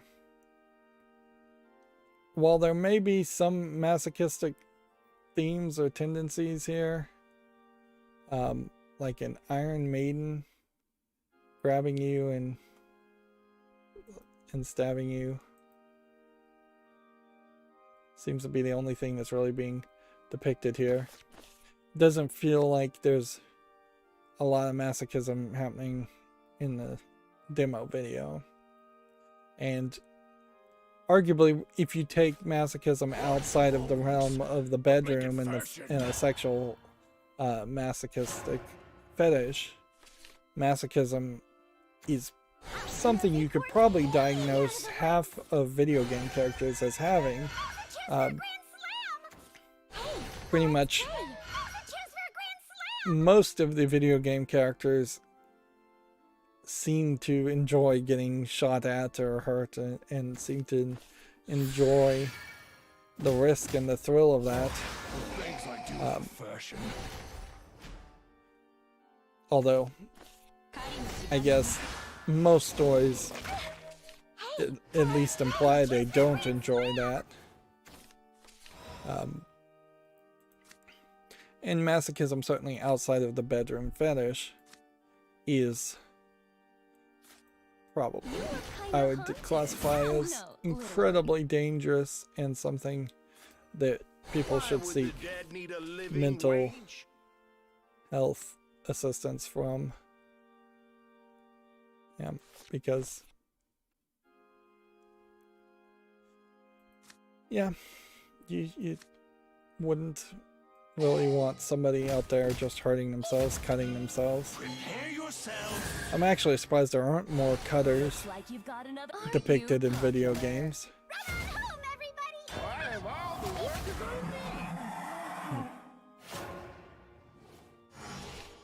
But yeah, as far as Sinistar, I guess I have to just leave it on the fall list and see how the reviews go. It'd be an interesting game to cover, certainly, but it is also one of those games that would almost have to be gifted to me, as I'm just too busy covering other things. And I just cannot get lucky enough. And even though you are getting little bits of XP, it's totally not worth it. Let's just play something different and see if we can get a win. Here we have a game called Magenta Box, which looks like nothing. $2.99, English full audio. Here we have a game called Thrustlander, which looks like nothing. $14.99, English full audio. Here we have a game called Floor's Lava, which looks like just a platformer of no interest. $12.74, English, allegedly full audio. Here we have something just called Something, which just seems to be a collection of silhouettes. I think this might be a getting over it with B'nai Foddy platformer game.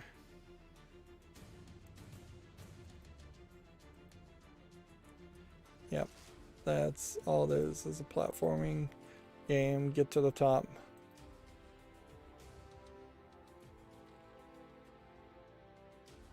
Yep, I am uninterested in that. $3.99, English only.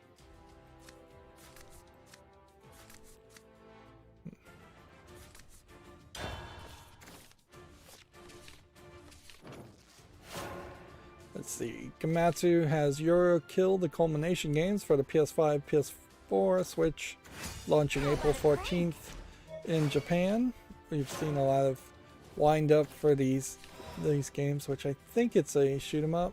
Yep, half shoot 'em up, half visual novel. It never really struck me as particularly that interesting. Apparently, Monochrome Mobius Toki no Takai development is 85 to 90% complete. Although, in all fairness, I never trust any of those numbers. I don't think anybody should. It's fairly impossible to prove that you're anywhere close to 100% complete until you look at it from a retrospective point. Particularly in programming, because you could be in beta and thus not adding any new code or any features and just bug fixing forever, theoretically. And what does completion really look like or even mean in programming is definitely a subject for argument, at least. Let's see, Komatsu has the Famitsu review scores for issue 1722. I imagine Famitsu is more than just a magazine that issues reviews. Big Brain Academy gets 30 out of 40, particularly low. Elga, Sumiko, Garashi, Aoi, Tsukiyo no Maho no Ko, Game da Asobo, Iga no Sekai was 30 out of 40. That is a long mouthful. The Kids We Were Complete Edition is 32 out of 40, which isn't particularly good. And then YouTuber's Life 2 is an awful game at 26 out of 40. And I assume that that isn't just a case of the reviewers not being able to relate to YouTubers. I would very much assume that that is just a case that it is actually an awful game.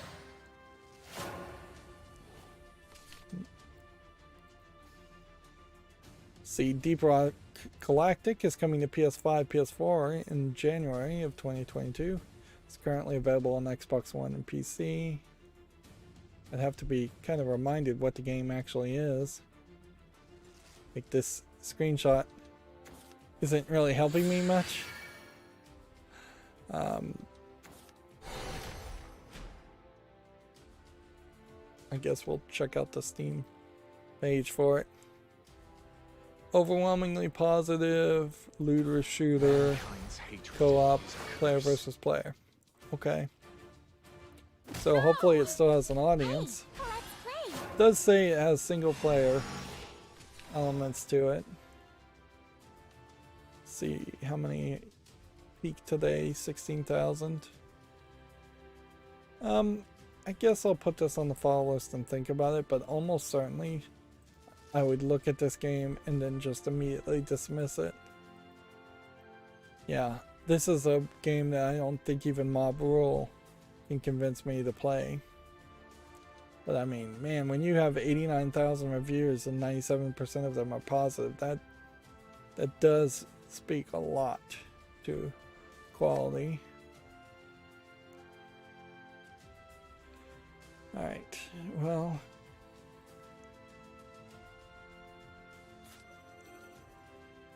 let's go ahead and heal this. You could use some shine Hit this. yourself. Play this in my turn.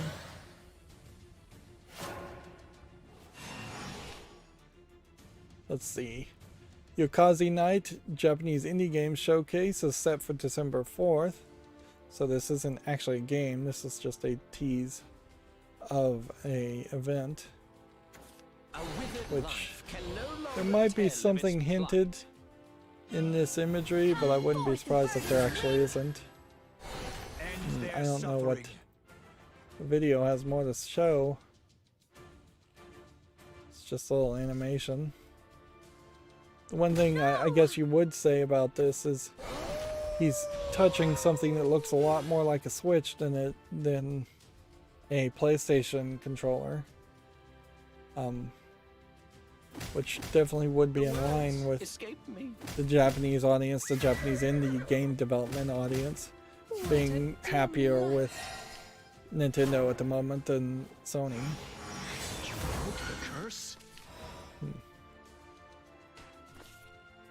Okay. What else are we gonna do? I guess you do this one, this one, and then return. Fire Girl Hack and Splash Rescue for PS4 and Xbox Series and PS5 and Xbox One and Switch has been delayed to 2022. I think we already had known that. It's pretty much the same story for every game. Ghost Runner expansion Project Hell launches January 27th. And I imagine expansions are easier than launching a full game. Ghost Runner, if I recall correctly, was this high action parkour game with time rewinding mechanics, almost like a Mirror's Edge if you put a better fighting mechanic in Mirror's Edge. The original Mirror's Edge would, I think, be a good way to describe it. Mankind's hatred is a curse. Here we have a game on Steam called Prima Flows, which is tagged as a tabletop and visual novel game. It looks like it's a collection of just terrible art. It really doesn't feel like there's actually a game here, other than a terrible Arkanoid clone. $7.79 English only. No to that. Here we have a game called Void Dementia, which looks like it might be an anime RPG game from a company I don't recognize. Let's see, early access, $13.49 English and Korean. Oh, okay, so maybe it's a Korean company. That would explain why I don't recognize it. There might be something here, but then there might be literally kind of nothing here. Like, you might very well be always fighting in a void, and there might be little to do otherwise. This also feels like something that could have potentially been a mobile game. If you're just gonna always be on an infinite run, hacking and slashing people. I'll give it a follow, but I also want to see if this developer has made anything else. I guess they haven't. This is how you do fireworks. Alright.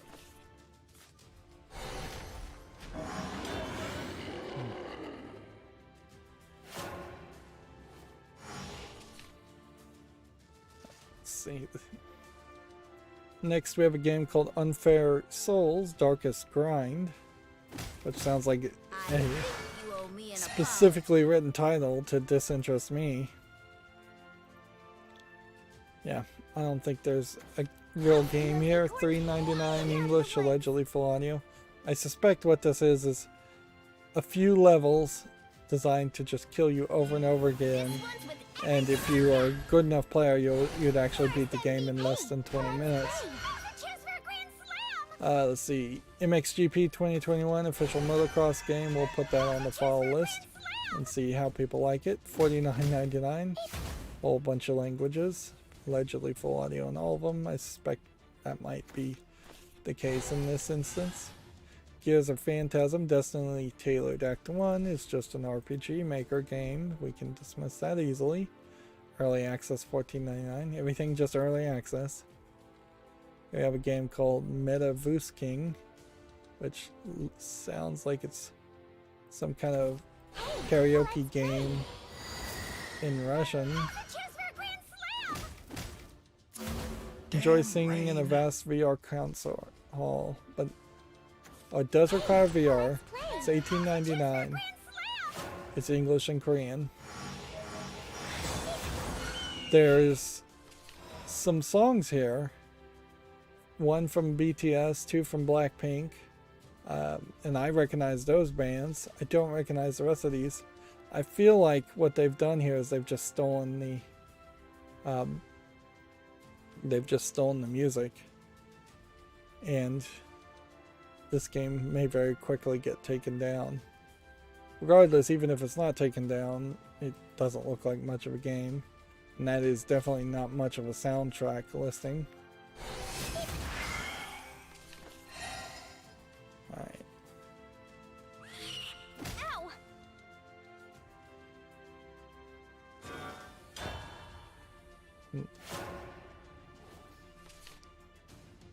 Let's see, next we have Heroes of Egypt, The Curse of Sethos, which looks like one of the resource management games. No interest. I always wanted to play an Egyptian themed game, ancient Egyptian themed game, but they very rarely come about, and they seemingly I've yet to find one that actually looks good. $9.99 English and German. Here we have a game called Shadow Cave, which looks like nothing. $7.79 English only. There's a game called Afterthought, which looks like it's a fast-paced platforming jumping game. Almost like a reverse pachinko game. Yeah, I don't feel like there's much of that. At a certain level, that kind of is exactly what Sonic games should be. It's just this kind of pachinko game where you can't take damage and you're just going for the best score. But even in the way that most Sonic games are designed, there is a... You were done for.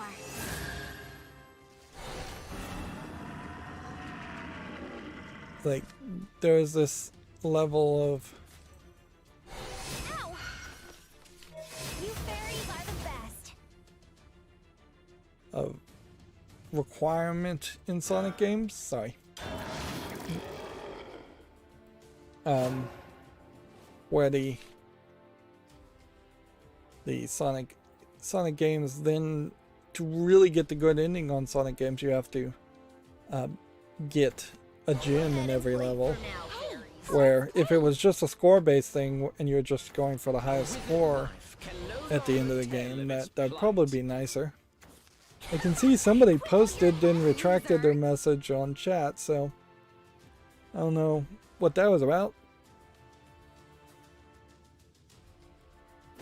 But I will say, yes, I see you. If you want to post something again. I'll get it right this time.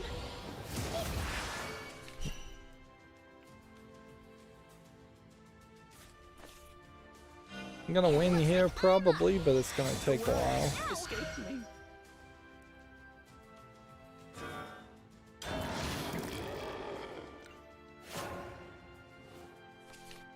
Here we have a game on Steam called Box Enigma, which looks like nothing of interest. 84 cents, English only.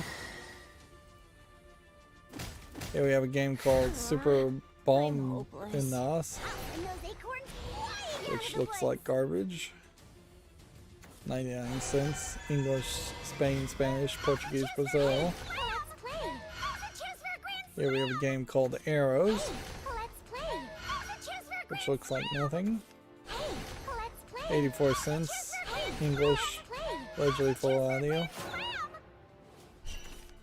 They're trying here.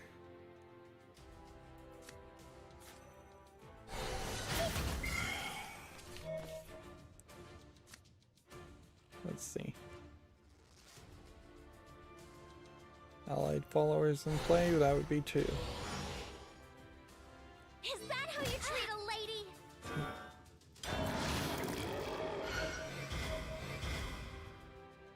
Let's see, we have a game on Steam called Attack of Undo Zai. A withered Which- life can no longer tell of its plight. Let's play. I don't know if there's a real game here or not. It looks fairly flashy, but Let's play. it might just be trying to sell very little on anime furry characters. Even that, though, does look like it's a slightly different art style, that they aren't just asset flipping the cheapest of the cheapest 3D models. So I'll cut this one a bone as a free-to-play game with single player and online co-op. Maybe there is something here.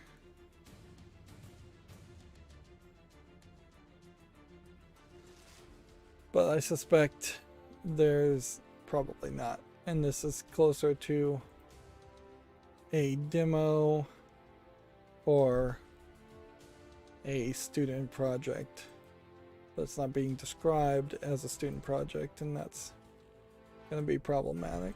It'll make it more difficult to potentially justify covering that. Ow! The words escaped me.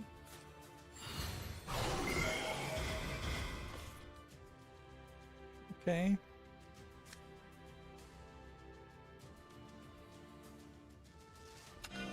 The real battle begins. Faith isn't no, the smiles are not free. I might as well play that and win. Yeah, I kind of wish this was labeled as a student project.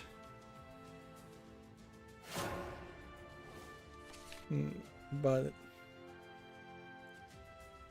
really isn't. It kind of looks like it might be a mobile game that's being ported, but even at that, it looks fairly nice for a mobile game. Odd that it's free with no in-app purchases. I wasn't supposed Let's to lose see. here. Here we have a game on Steam called Mushroom Hunter, which looks like nothing. $7.79, English only. I pray that you will be freed from suffering. Well, that got me one victory, but it's not getting me anywhere close to a Swordcraft or Shadowcraft victory. Which we may just try and get one more victory unranked in general. Let me see if I can.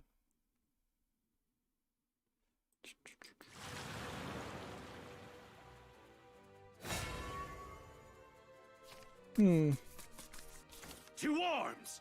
There's a battle underway! Well, Prepare seemingly for defeat. you cannot even see a retracted message as the moderator.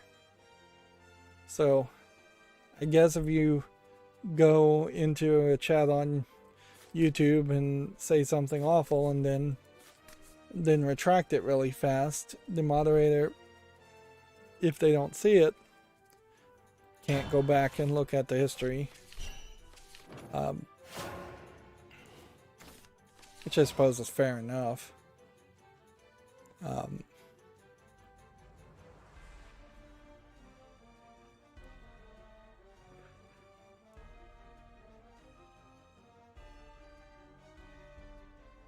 Let's see, let's move on. Let's see, Komatsu has the Xbox Game Pass, adding Stardew Valley, Final Fantasy 13-2, XP, One Piece, Pirate Warriors 4, and more in early December. This is Final Fantasy 13-2, I guess. I think we generally talked about this, but didn't have the full list. Yeah. And a few games are leaving, apparently. Let's see, Digimon Survive has been rated by the ESRB as T for teen for crude humor, fantasy violence, language, and mild blood. I wonder if crude humor is, well, it says the words S word, B word, and P, I guess that's I, pissed. Cartoony poo.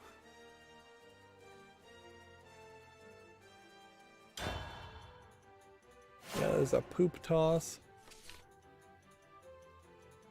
There's a bloodstained corpse in a cutscene.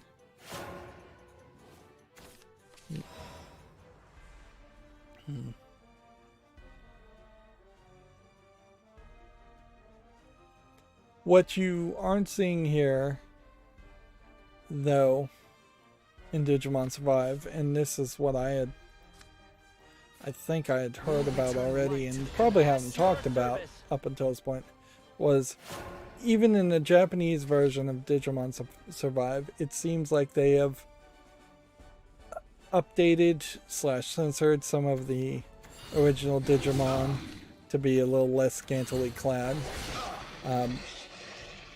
Like I think Angelmon is the female Angelmon, or female Angel Digimon, if it's not called Angelmon, in particular was kind of scantily clad. A couple of the others were kind of scantily clad, or they would have No one like gets past me.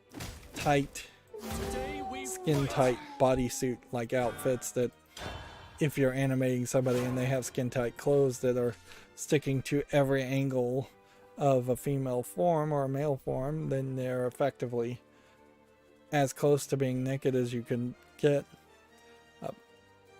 But yeah, it does seem like they've tried to make it more Western friendly and get rid of the lewdness, the skin showing. Which, yeah, people in the United States in particular still have a major hang up about kids seeing any flesh at all. Regardless of the fact that it's never really challenged that people in bikinis, two-piece bikinis, will be seen by kids almost certainly on a beach, and they will see a lot more skin there. Moving on, Dynasty Warriors 9 Empress demo for the PS5 and Xbox Series, PS4, Xbox One, and Switch is now available in Japan. Another Warriors games, they come out with one every couple of months, basically. A game called Atri My Dear Moments, and a game called Adabana Odd Tales are coming to the Switch, iOS, and Android. I assume these are visual novels.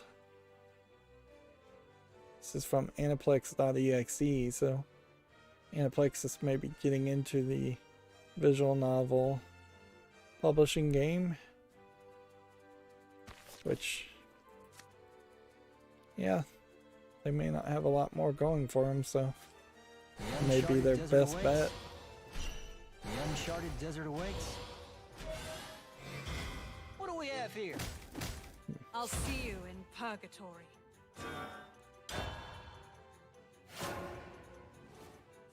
Let's see. Gematsu has the PlayStation Plus free games for December 2021 announced, which is Godfall Challenge Edition, Lego DC Supervillains, probably without any of the DLC, and Mortal Shell.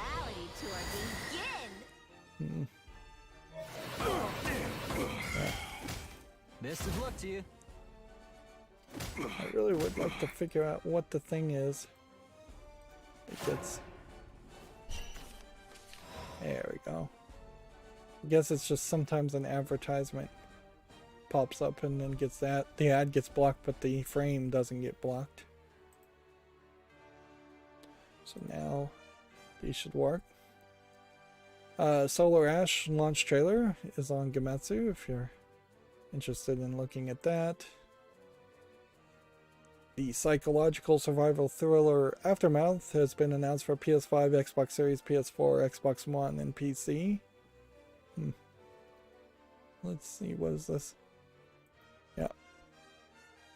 It seems like it is a horror game in the aftermath of a zombie apocalypse. We saw something similar to this, where it was a aftermath pretty much of a zombie apocalypse in a city.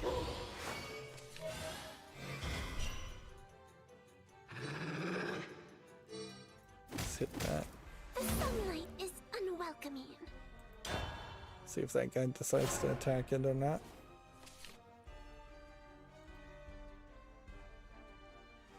We already talked about it, but here's the wall of text as far as them Respawn discontinuing Titanfall. I don't even know if it's not the parent company Respawn, but I'm gonna have to just assume it is Respawn. You have summoned the blade of purgation here. They say they're keeping the service live for the dedicated player base. we'll see how long that lasts, though. Today,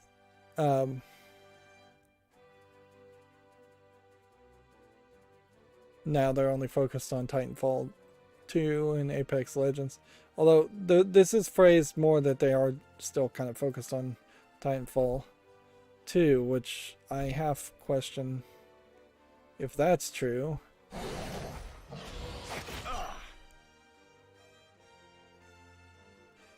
With every year and with improved technology and cheaper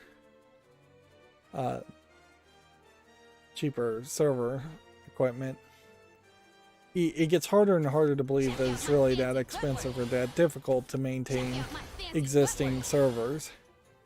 But maybe with the shortage in particular, that is going to be a case. I tell you one thing that definitely terrifies me as a YouTuber is at some point, if YouTube ever decided to say, hey, you're not profitable and we're going to just get rid of all of your footage and delete it, like that would be a nightmare scenario. I don't have enough hard drive space to even get like low res versions of my footage and back it up locally. It's a big problem, but I can't afford a solution around it. But yeah, that is certainly something that terrifies me, is if all of my footage, all my videos were just deleted because YouTube in particular singled me out, or in general, more likely in general, they would just say, we're going to get rid of all content on our platform that's not monetized. But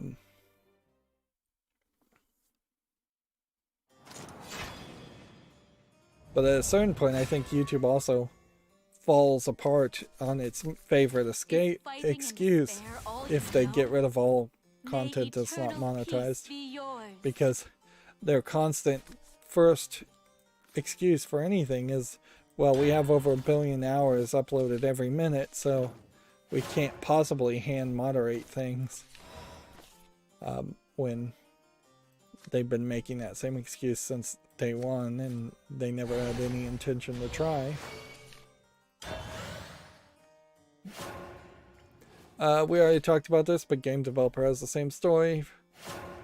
CD Projekt has deemed the storefront Good Old Games as a challenge. They have a new story here. The Lucasfilm Games Tammy Barrowick looks back on the Scum U and Freddy Fish. I guess Scum U would be the Scum universe. I've never seen Scum U. It's not a Scum engine, is it? This is an article I think I actually would like to read. There definitely was a problem, I think, as far as the Lucasfilm Games at a certain point when several of the people left Lucasfilm to go and make humongous games, kids games.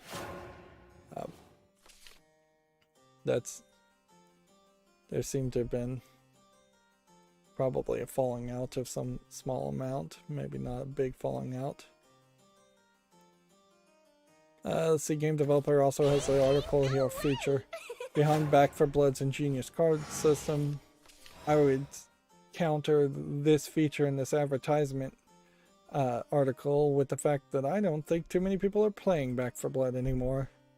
Definitely not hearing people talking about it. Although, in all fairness, the people that I hear talking about video games are just mostly Giant Bomb people, and they don't talk about any game after the week is launched because they're on to the next game, and they barely play any games. They have the Independent Games Festival juries for the Nuovo Design and Narrative Awards at GDC 2022. If you're interested in that, again, same parent company owns game developer as the IGF. I mean GDC in particular. The former DICE creative director is now the vice president of editorial at Ubisoft. Follows the Mesmar apparently wrote one of the first game design books in Arabic. Interesting. It's kind of crazy that his name is so small, though. I mean, that is a really small font. They're trying to squeeze something in or trying to hide his name. I guess they're not really trying that hard to hide his name.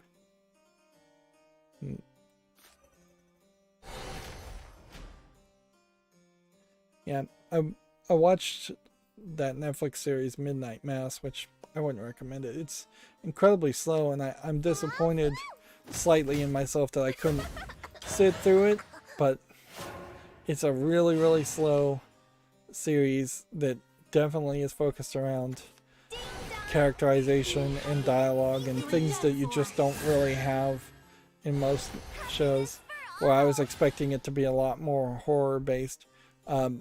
It's from some of the same creators as the House on Haunted Hill, but unlike the House on Haunted Hill, there's nowhere as many horror effects and visual effects to keep your attention.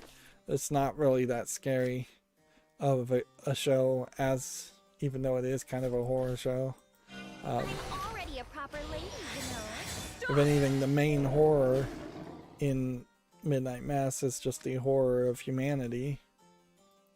You're done for. And I think you heavily will have a different experience whether you're familiar with Catholic masses or not, since that is the vast majority of what you see in every episode is at least one mass, maybe not a full mass. It's not a 3-hour event, but you do see a abridged sermon. The real battle begins. The battlefield is my cutting board. At the very least. But yeah, I don't think it was that good. No way! Stop! And one of the things that I think was particularly bad about it was, while this was heavily centric around a Catholic community, or mostly Catholic community, there was a distinctly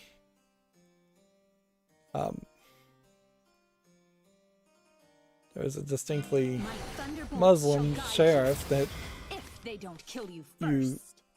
it felt like at the beginning they were going to try and treat in a normal, realistic way, and by the end of it you straight up just having the bad guy in the series just calling him a raghead, like, and he's hardly, while being Muslim, he's hardly presenting as a Middle Eastern Muslim. He's very much integrated as the sheriff of the city, not wearing any scarves or headwear or anything like that.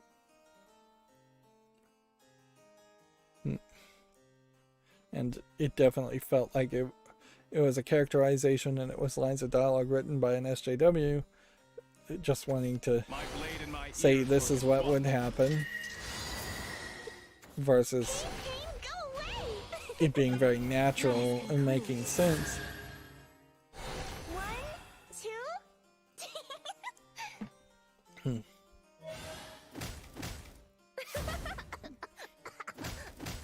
Now you've done it.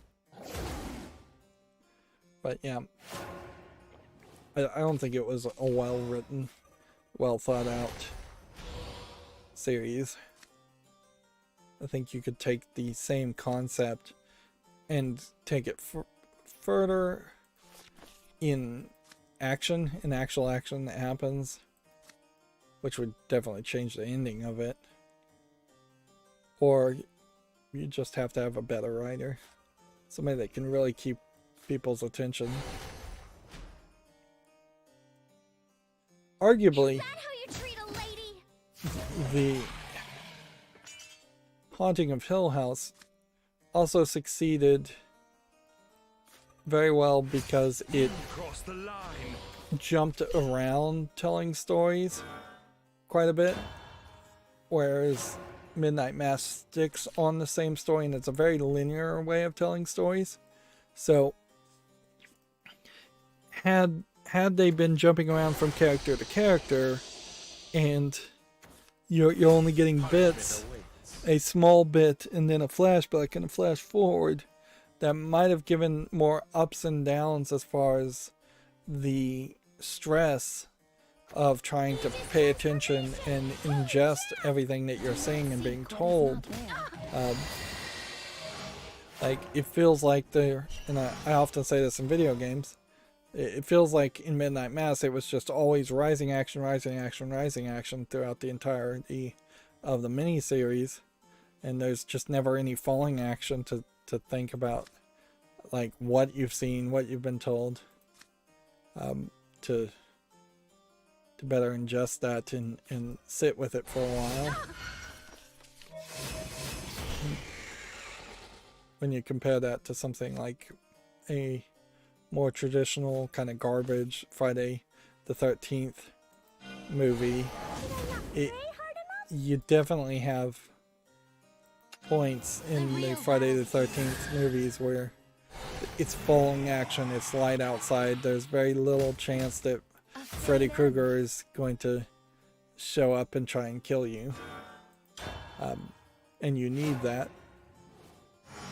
It wouldn't be a very good Friday the 13th movie if it was just Freddy shows up in the first scene and he's just attacking people straight for 2 hours. And it just gets more and more intense. If they don't kill you first. Moving on, back to video game news. GameDeveloper.com says more Blizzard employees are leaving the company due to the ongoing crisis. That is kind of going to be hard to prove. I mean, really, you would only need one person to leave the company and blame it on the crisis. This time it's Jess Gonzalez, a high-profile Blizzard employee who criticized the company's management, is leaving the company. Yeah. So as long as there's just like one person that says it's for these reasons, you can constantly push the same article over and over again. You refuse And to listen. at a certain level, I don't know if it's actually that video game news relevant for one even high level, or which is not what they're saying. They're saying high profile, which means something different. It just means they're somewhat outspoken and recognizable, and or recognizable.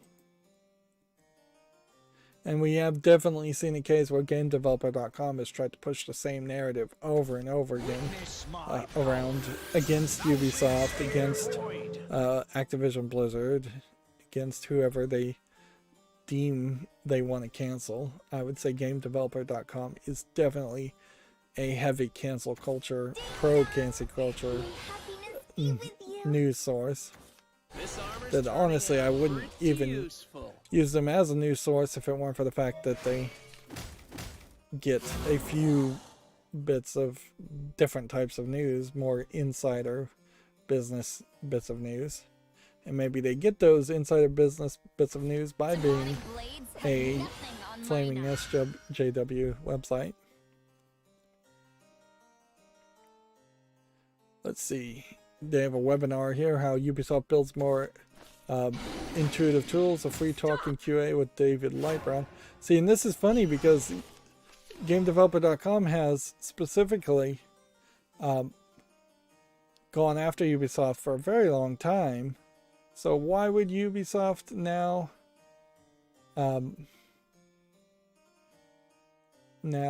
put out this webinar? Unless this has nothing to do actually with GameDeveloper.com. Let's see if there's any disclosures. Maybe there isn't. Maybe this is just them reporting on a story.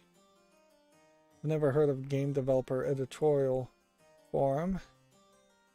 And clicking on their page did nothing. So I guess that's probably considered an ad in my ad blocker. Smiles are the best medicine.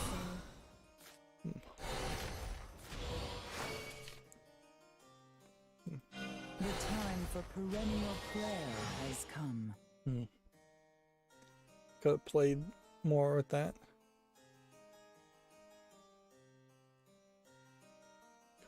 Well, that took forever to load, but this does seem like it is GameDeveloper.com. And see, this does highlight the cronyism that seems to happen. And I can't really blame Ubisoft for potentially giving an exclusive, aka a bribe, to GameDeveloper.com to get them to stop writing bad articles about them, which they did for nearly a year straight plus last year. But I certainly can blame GameDeveloper.com for not having journalistic integrity and not getting into bed with employees of the company that you have been so hypercritical of. That's access journalism at its finest, and that's what happens way too often in video game journalism and in journalism in general. Moving on, Valve's extensive Steam Deck FAQ should answer your pressing dev questions. Let's see. Let's click on it and just look at it instead of just talking about the article. Developer comment. They don't recommend using a VM unless it's just for UI testing. It won't be able to test GPU performance on a virtual machine. Could you use a retail Steam Deck as a dev kit?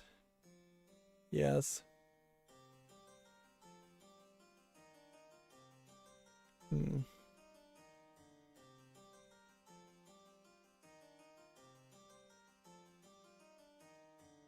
They're focusing on AMD CPUs.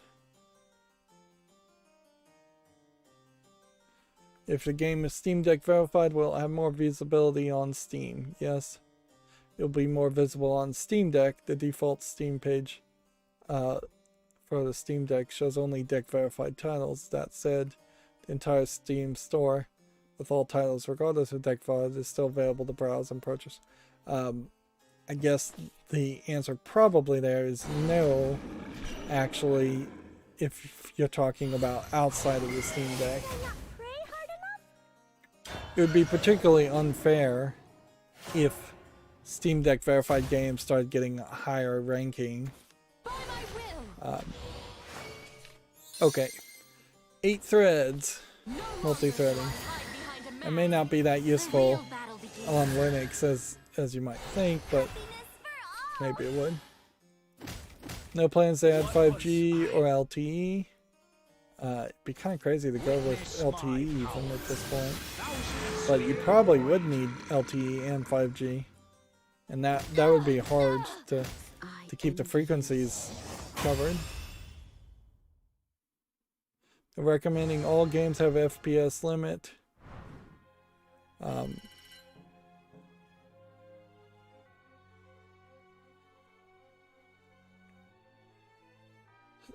Seems like they're not trying for suspend and resume. It's gonna disconnect the Wi-Fi while suspended, so we recommend you back up your save files before suspending.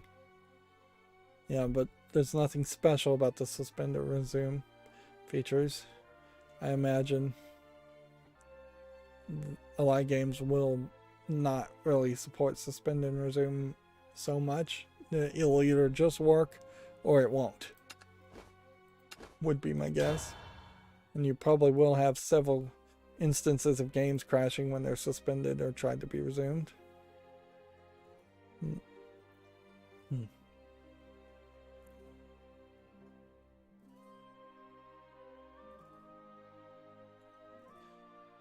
Steam Deck will automatically run games in full screen by default. You can drop down to windowed mode for the screen on the Steam Deck. I think windowed mode would probably be a mistake. They do plan on releasing SteamOS as a standalone operating system. We'll see if that succeeds.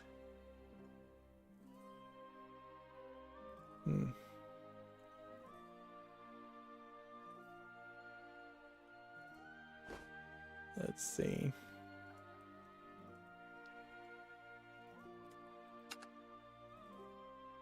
Having little bits of network troubles, but not really large bits of network troubles. I suspect I have been seeing some network trouble just because people are shopping and browsing the internet more.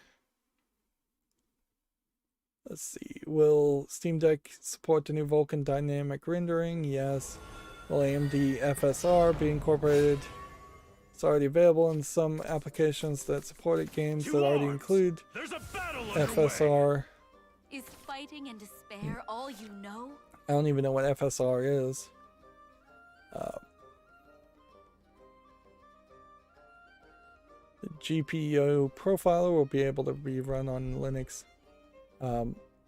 Natively, apparently it already is.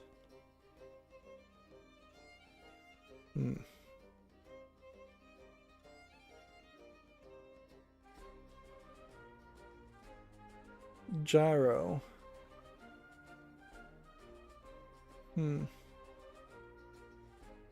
Did it have a gyroscope in this Steam Deck? I didn't even catch that. I thought maybe it should, but I'm not sure I really caught that. I'm still very interested in what the trackpads show up as, honestly, because you have these two trackpads. Is the left one a mouse? Is the right one a mouse? Are they both mouses outside of Steam?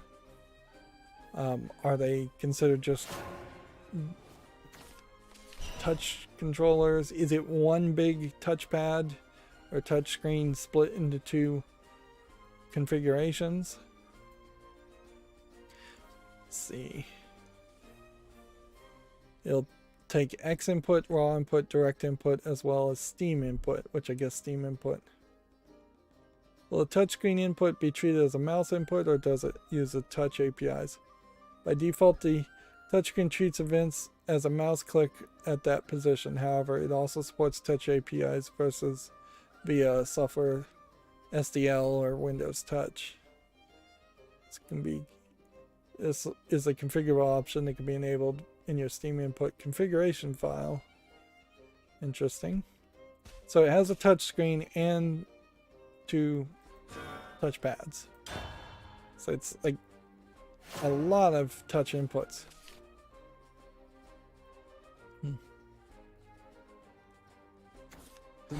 They're recommending you build profiles based on a PlayStation 4, PlayStation 5 controller. Not the Xbox controller, which in all fairness, the PlayStation 5 controller probably with its touchpad is closer to a Steam Deck.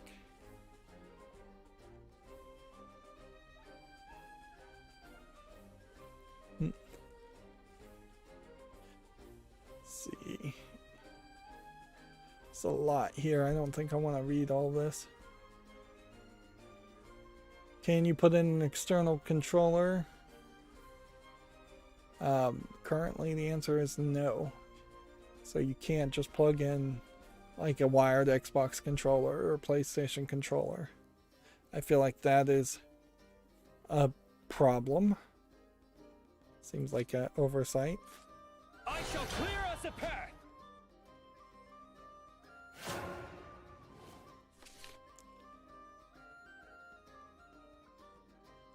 They're not looking to particularly make better touch menus for the Steam website. Steam website inherently is still going to be a HTML website, and until you start to make some very reactive HTML5 website and just rebuild all of Steam, you're probably not going to see direct better interaction there. They've broken through our ranks.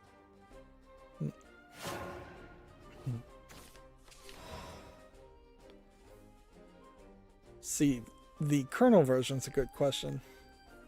Right now they're using version 5.1.3. That I think is a pretty good version of Linux kernels.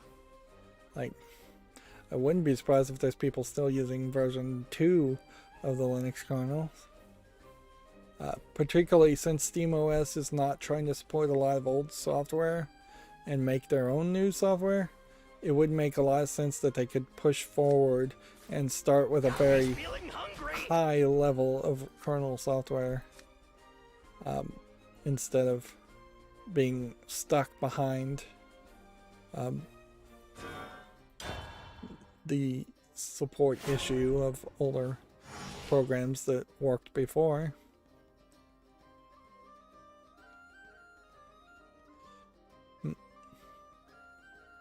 By default, the OS updates will be distributed as whole OS images, but any user can enter a developer mode, which will let them modify the system and install patches like in normal distribution. Well, that sounds like it's going to be incredibly large downloads for every time there's an update. That seems kind of ridiculous.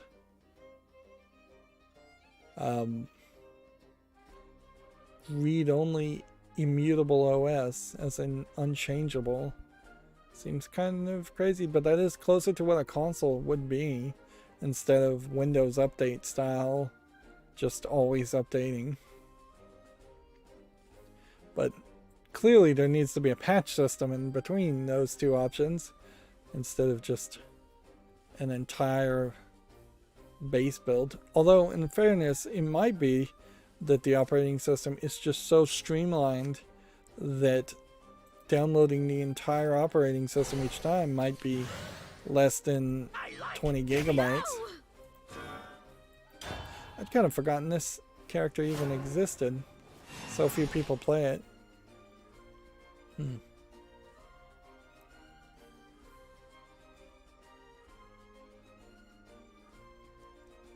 Will the fact that the system is Wayland based cause any known performance hit to existing games or any missing functionality to be aware of?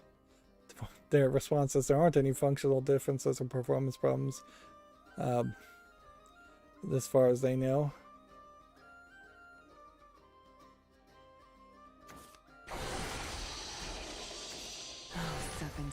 Is Steam working closely with game developer engines such as Epic Games and Unity? They say yes. We'll have to see how much Epic Games really supports that or not. Unity almost certainly would want to support it. There's only 1 gigabyte of GPU memory, it seems like.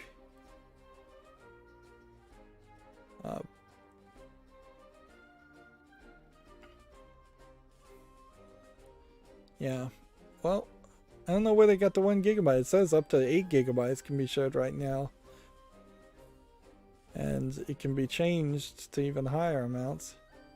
I guess this is shared RAM potentially between VRAM or GPU and CPU RAM.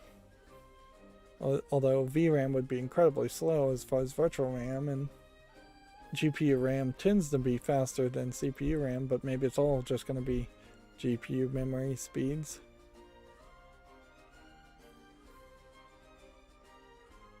Report issues to the Proton GitHub.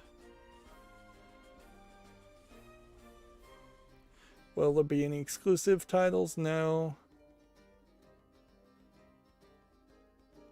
They're gonna try and submit, accept or reject games that are submitted for verification in less than about a week. The uncharted desert awaits. What do we have here?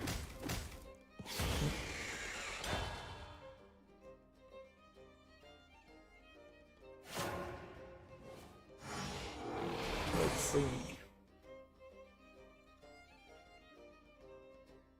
Also talking to Godot, it's kind of funny that they would put Godot at the bottom here and not just include them in their question answer. In particular, this is a great example of something labeled as an FAQ when nobody has probably asked these questions, or these really aren't the most frequently asked questions. It's just the ones that they have scripted in response to. And it definitely feels ridiculous when it's a question answer response. Best of luck to you. They support multi-channel through HDMI and Bluetooth. Okay.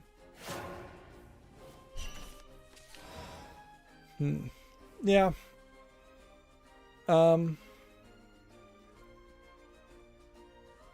This is a fairly technical response, but I need more fear.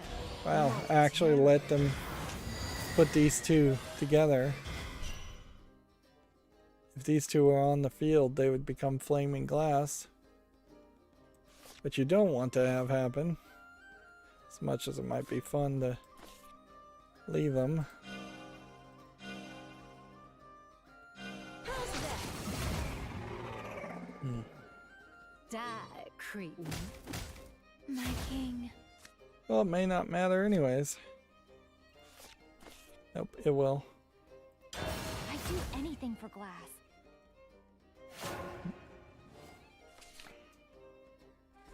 See, at this point, they might as well just concede.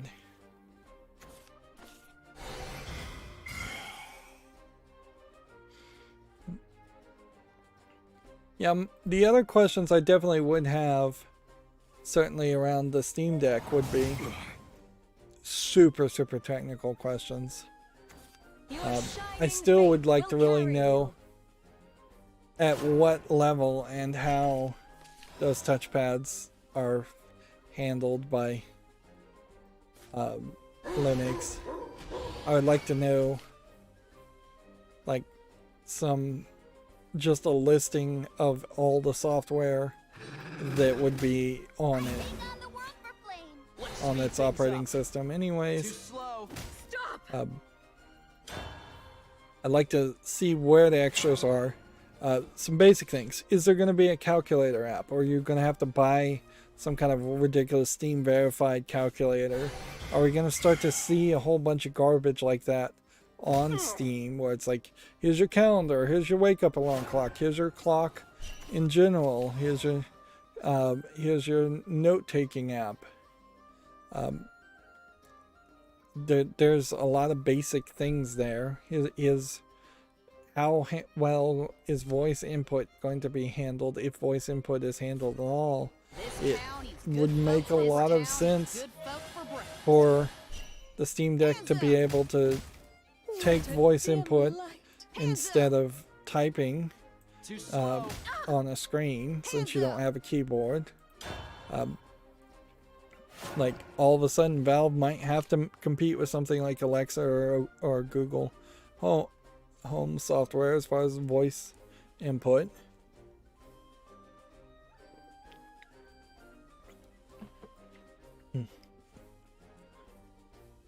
Is there going to be support or integration for OBS, Discord, I have lost. or just generally chatting and face chatting people, FaceTiming people, or an equivalent of that?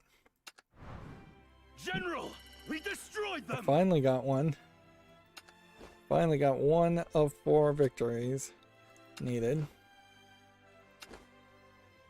Like, when you're paying such a large amount for a PC, it's got to be able to do at least a few PC things, which definitely at a certain point needs to be able to be plugged into a monitor on the HDMI out and a USB keyboard and mouse plugged on the inside, and then just be able to type and run some generic office software. I'm not expecting it to do anything like Photoshop or anything like that, but I think you need to be able to do everything you could think you might need to do, even if you actually never would do any word processing. Is there a good app out there that would read comic books or PDFs, or EPUB books, ebooks in general? Like, can you get the Steam Deck to also be a tablet, basically, for those reasons?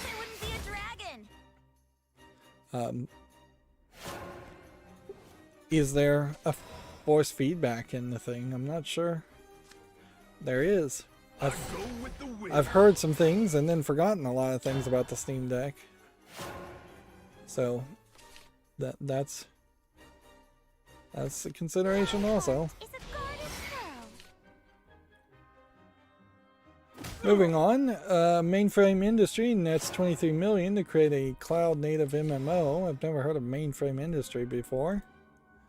Farming Simulator 22 has sold over 1.5 million copies in 1 week, which I mean, either there is a huge amount of money laundering through selling Farming Simulator, or there's just that Central European group of people that seem to love Farming Simulator for a reason I just don't think I'll ever understand. Let's speed things up. Too slow. Got to roam in style. Yes, maybe if you kept all of these guys and then you kept a couple of power-ups, maybe that would work. I don't know. Let's see. Unity has acquired the collaborative toolmaker SyncSketch, which that's an interesting idea. Be gone. A collaborative sketching software. Unity has been acquiring quite a few companies, which arguably means they either have too much money or they've run out of ideas. GameDeveloper.com says Steam's Next Fest continues to boost whitelisting and sales, says Valve. Which, okay.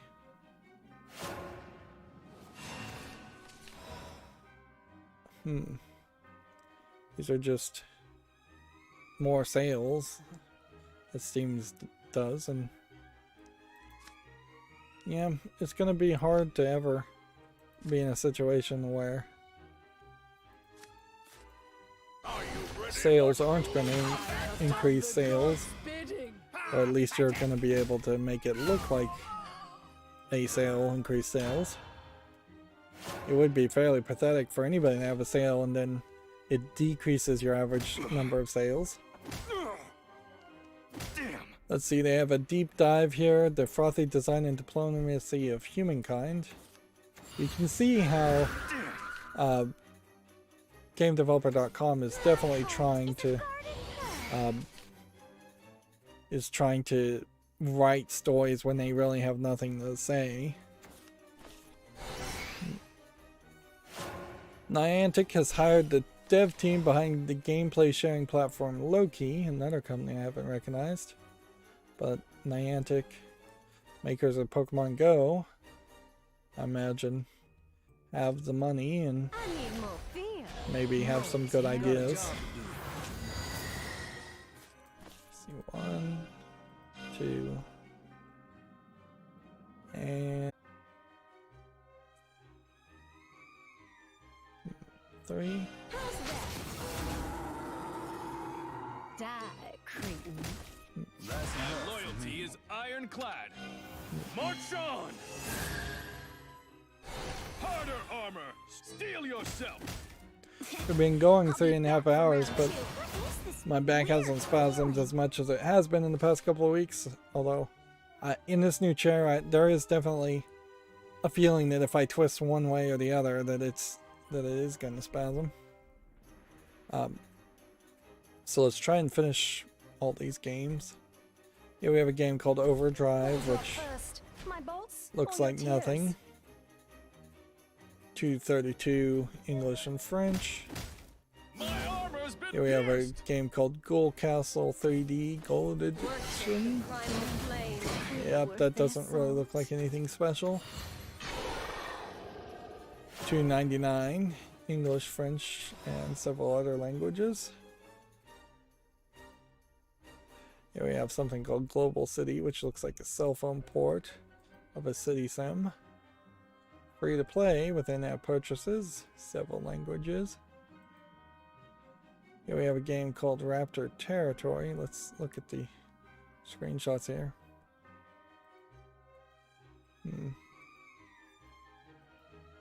Nah, I don't think there's enough polish here to interest me. early access, 1079, several languages.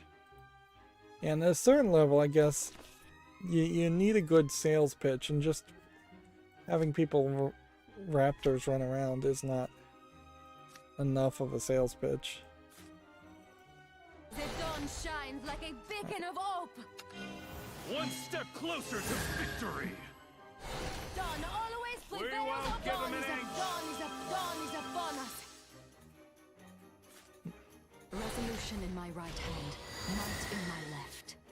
2 blades in one go. This is my last job. Should have attacked with the other one, I guess.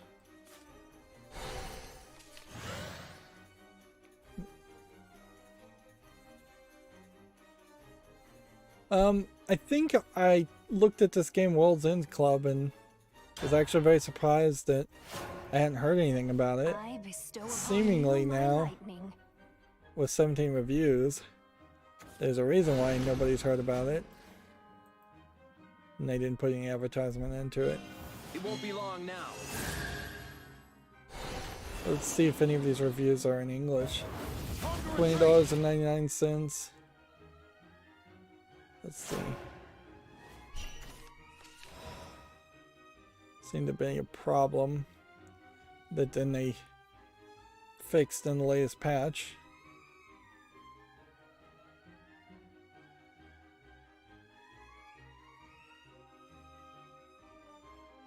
Let's see. Weird side-to-side screen, character random event jittering.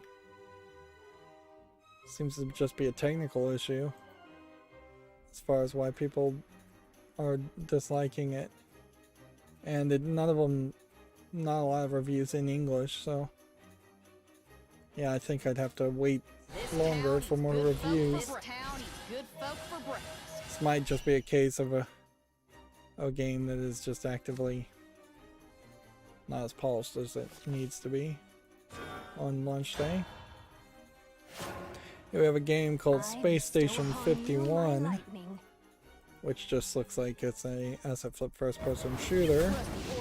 Enemy or no. $7.49, English and Chinese.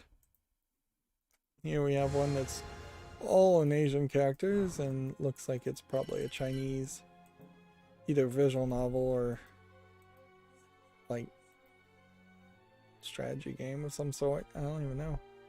Yeah, Chinese only, $4.99. Here we have Escape COVID Camp, which definitely seems like it's a troll joke low effort game. $2.99, English only. Here we have a game called Madness Beverage, which is an interesting title, to say the least. The actual game doesn't really look that interesting, but I may give it a chance and leave it on the fall list just because of the title alone. $12.74, English only.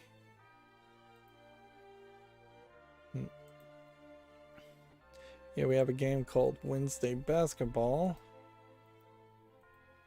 which looks like a basketball game of some sort. Turn-based tactics basketball.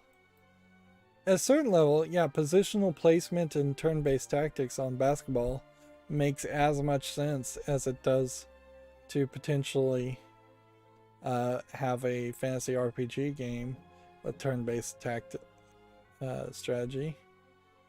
$8.99, English and French. We'll leave that on the fall list. Here we have Conflict in Vietnam, which looks like an incredibly old game or a garbage game. Take your pick. It's being published by Atari, so it probably is just a really old game. $6.99 is way too expensive, English only. Nobody's really happy about Vietnam either, so you really shouldn't have made a video game even in the past about it. And I assume this art is maybe brand new because they needed a thumbnail. Here we have Decision in the Desert, which also definitely looks like an incredibly old game. It is worth showing, though, that yes, there was a time when people who had PCs and were playing PC games tended to be older and more military-centric and military-focused, and may even consider it patriotic to play a game like this or to do that kind of war games. Crusade in Europe, same thing. Seems like they just snuck all of this out. Here we have a game called Broken Betrayal that definitely looks like it's a survival game. And I don't really see anything here that looks particularly interesting on top of that. His back, his like entire spine is sunken in. That's not a human back. Really? Like if you're incredibly skinny, your spine should be pointing out. And if you're incredibly fat, your entire back would be squished out. Sunken in. Doesn't make sense. $10.99 English only. That's obviously a no. Here we have Casino Tycoon Simulator. I feel like we've seen 2 or 3 of these games and now released in a row. Early access, several languages. I feel like one of these might actually be good at some point. And as long as it doesn't have in-app purchases, I might give it a chance. Is this the one I want to give a chance to? With the strippers. Yeah, I wonder if that is really what this game is it's just a bunch of models of strippers. No, the visuals here are not good enough for a follow. We have Liftoff Micro Drones. It's been a while since we've seen a drone racing game. And like almost all drone racing games, they look nice enough that it probably does deserve a follow. Early access, English only, online PvP, and single player. Here we have a game called Fight Night, which looks like nothing other than a dungeon crawler. Let's go ahead and go home.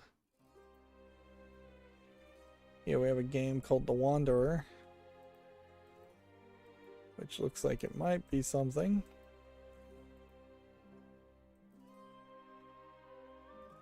It's free, so I'll leave it on the fall list and see if there's a reason to potentially cover it. Trying to get through some of these. Here we have Haunted House Escape, a VR experience, which, yeah, there might be something to this.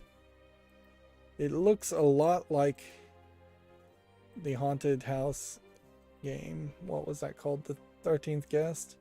7th Guest? Yeah. It's free.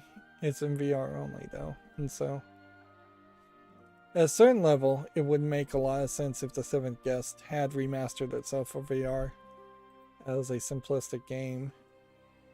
Here we have a game called The Infecting 3, which looks like it's just a low effort side-scrolling shooting tower defense zombie game. $9.99 English, allegedly full audio. We have Overshoot Battle Race. Looks like nothing. Early access, $13.49 is way too expensive, several languages. Here we have a game called Bolt Action, which looks like garbage. This feels almost like this is a really old game, like mid-90s game. Even if it is, it still looks terrible, and it doesn't have any relevancy. 73 cents discounted, English only. Let's see, here we have a game called Mud and Blood, which looks like nothing. Early access, $12.99 English only. Looks like it's a top-down twin stick shooter, but they're calling it an action real-time strategy with real-time tactics. It kind of looks like a tower defense game too. Here, The Dawn Sniper's Way. It's more visually polished, but you can kind of asset flip a game to look fairly visual polished. I'm not actually seeing any enemies in this game, and that's always a problem. Seems like you just have really long really large UI interfaces for these guns, and then nothing to shoot at in any of the screenshots. $49.99, English only. It's tagged as an idler game. Yeah, I think this is a joke. So I'm going to say no. Here we have a game called Chess Crown, which we had a game like this a couple of years back, and then it never really got polished enough to look like a good battle chess attempt. It's kind of shocking that you don't get at least one good battle chess game every year. But no, this looks kind of bad. And they've gotten rid of a lot of animations by just having these two characters on the side do generic attack animations. $39.99. The thing that really sold battle chess is that there was at least one, maybe even two or three animations that happened based on which character attacks and kills another character. And so even if you really didn't care about playing chess, you would still be interested in seeing all the animations, and so it was like a gotta catch them all. So you could probably just redo the exact same animations, remaster them, and have a Pokemon Pokedex style collection mechanic happening around battle chess, and then re-release it that way. And you could probably put in, wow, my other eye is now feeling tired. Man, I wonder if my eyes are just tired.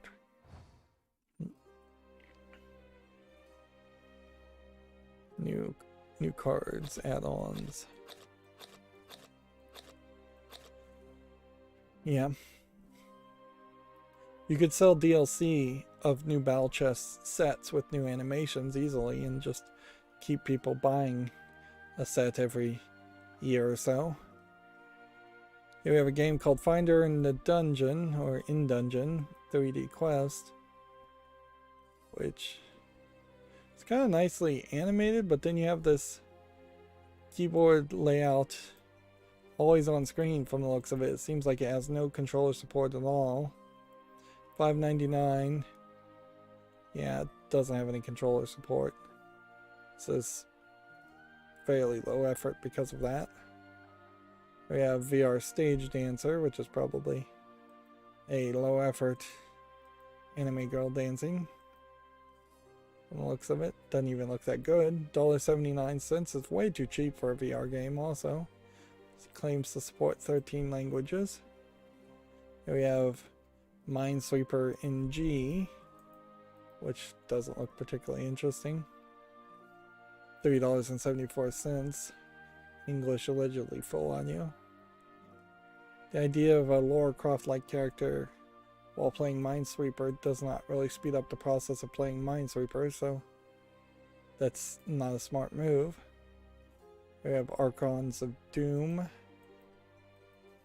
which doesn't look like anything that would interest me. If you told me this was an early 90s game, I might believe you. It does kind of feel like it's trying to make something something similar to a Dungeon Keeper game, but I'm not sure that it isn't more of a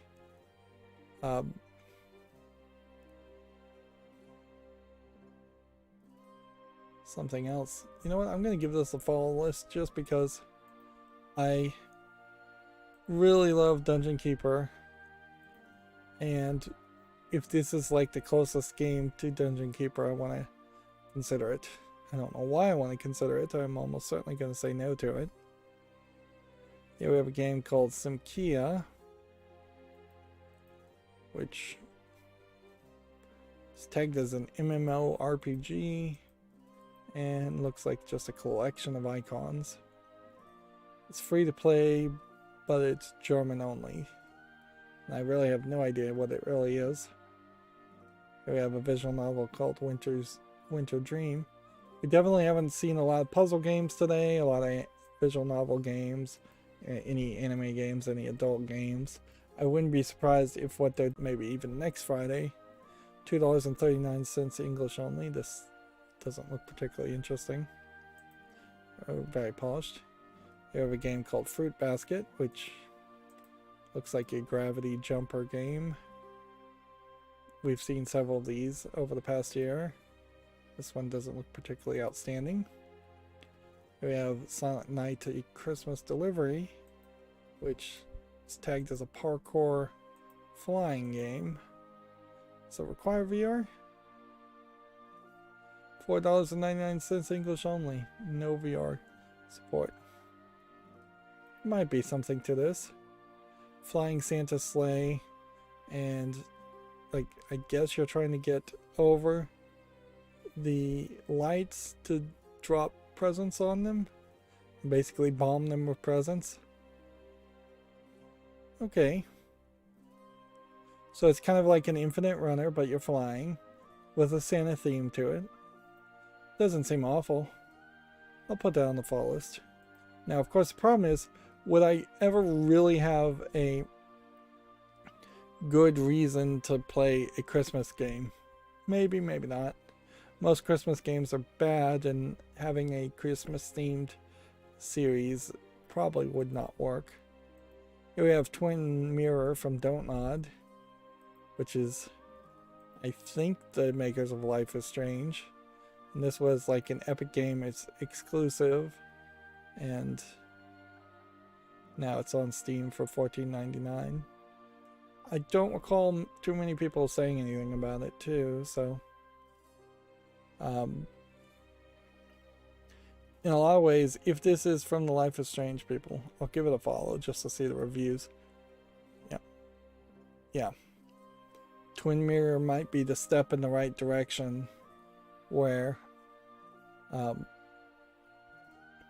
they correct for writing fairly cringy, unrelatable teen drama in Life is Strange, Life is Strange 2. There's also Life is Strange True Colors, which they still are doing. And then Vampire. See, this Life is Strange 2 says it's free, but actually it's just the first episode that is free. The complete season is still selling for $31.96, and like Midnight Mass, I feel like the story from Life is Strange 2 is going to be ham-fisted and cringy. Same may be true for Twin Mirror. Here we have a game called Reflex, which looks like nothing. Early access $5.99, English only. Here we have a game called Rename. I don't know how you'd pronounce that. Looks like kind of an 8-bit platforming game, but it kind of, with its timer, with its art style, with its hack and slash, with the numbers flying all over, it seems like it's taken some cues from later games and ideas to make it feel like it's a modern game trying to evoke nostalgia versus a modern game that's just trying to be lazy. Let's see, it's coming soon, so I guess I'll put it on the fall list, although it doesn't even have an announced date. Here we have a game called They Came From Above, which looks like nothing. $14.99, English only. Here we have a game called The Wasteland Trucker, which looks like garbage. Early access $10.79. Here we have a game called Key Hero, which doesn't look particularly interesting. I imagine it's keyboard only controls. $1.59. Maybe it's not. Maybe you're just looking for a key. Yeah, you have SUL 3D, which looks like it's some kind of asset flip German low effort game. $7.99. English, Portuguese, Brazil, not German. I was wrong. Here we have Snow Tunes Island, which looks like garbage. I could have curated some of these games, definitely. Instead of potentially going 4 hours today. This is free, and even at free, I'm not going to put it on the follow list. Here we have Bean and Nothingness. Looks like it's some kind of puzzle game. Is it a box pushing game? Kind of feels like a box pushing game.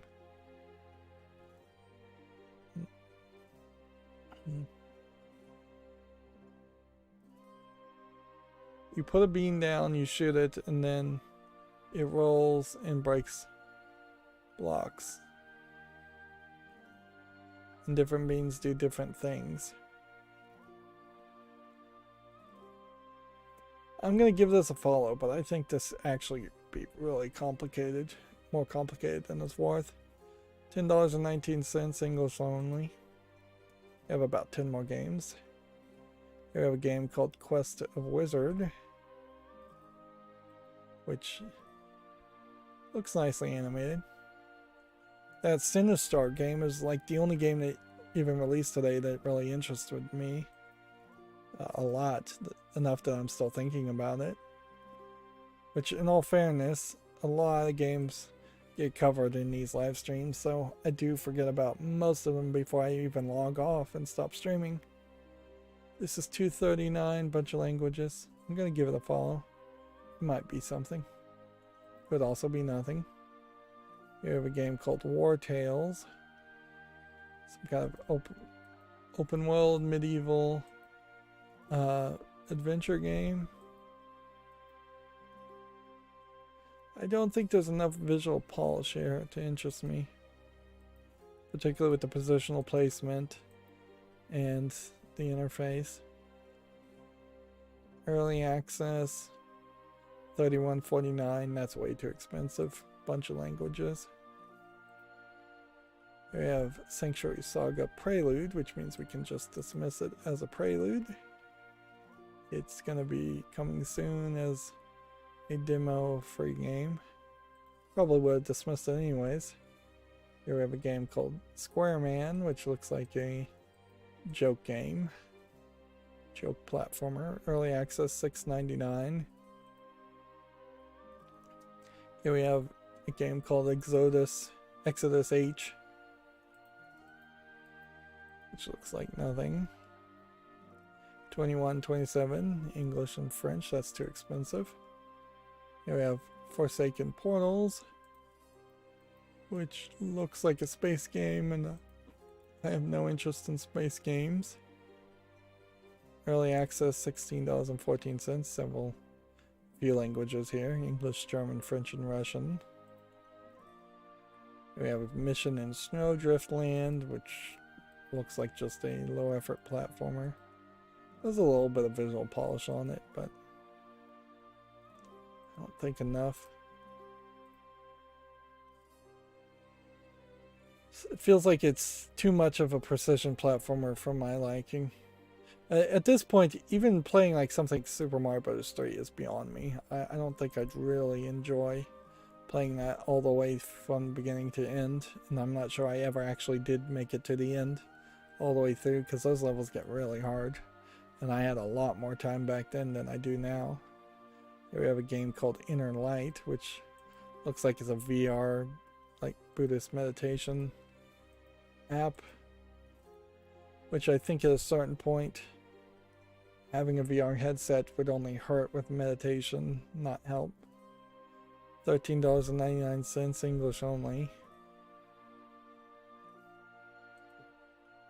There's a 150 plus card game solitaire pack, which doesn't sound terrible. It definitely does feel like it is just a cell phone port of a game. In fact, I think I have installed this game on Android before, something very similar. What's the price for this? $11.99. I think probably Tabletop Simulator would do you better, or a solitaire game that looks a lot better would do you better. So I have to say no to that. Here we have a game called Lab Bioterror. I heard about a game on Reddit that you play solitaire and you put money in and potentially win money out. That's kind of ridiculous for solitaire. $7.79, English only. And then that just brings me to my shopping cart, which we don't need to really cover yet again. But yeah, I definitely reduced the amount of things that were on the shopping cart down to a much smaller amount of just about $20.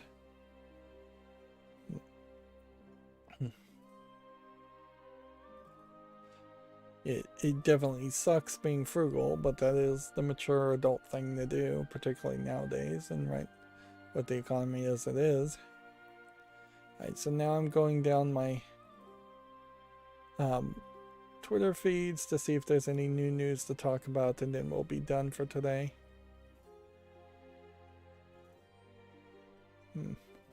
Apparently 6 state treasurers are pushing for change over at Activision Blizzard misconduct. Interesting. Politicians begins to put a lot more pressure on companies. Although I don't know how politicians such as state treasurers, how much influence they have versus how much they are just looking for press coverage or something to make themselves look good because they want to run for a higher office.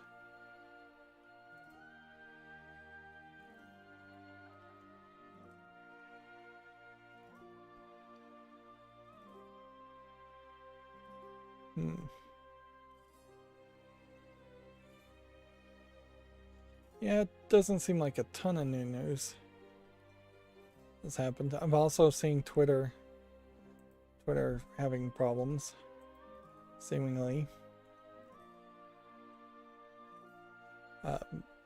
Loading things.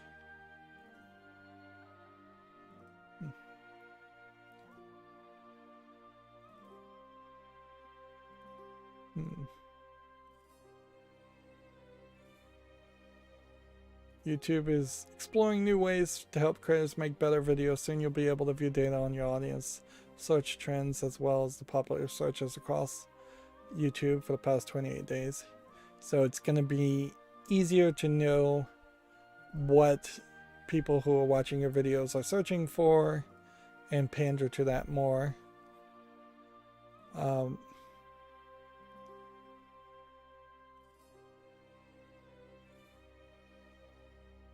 7 Billion Humans won Google Play's Best of 2021 in the Indie Games category. I guess we'll have the announcement for all of those.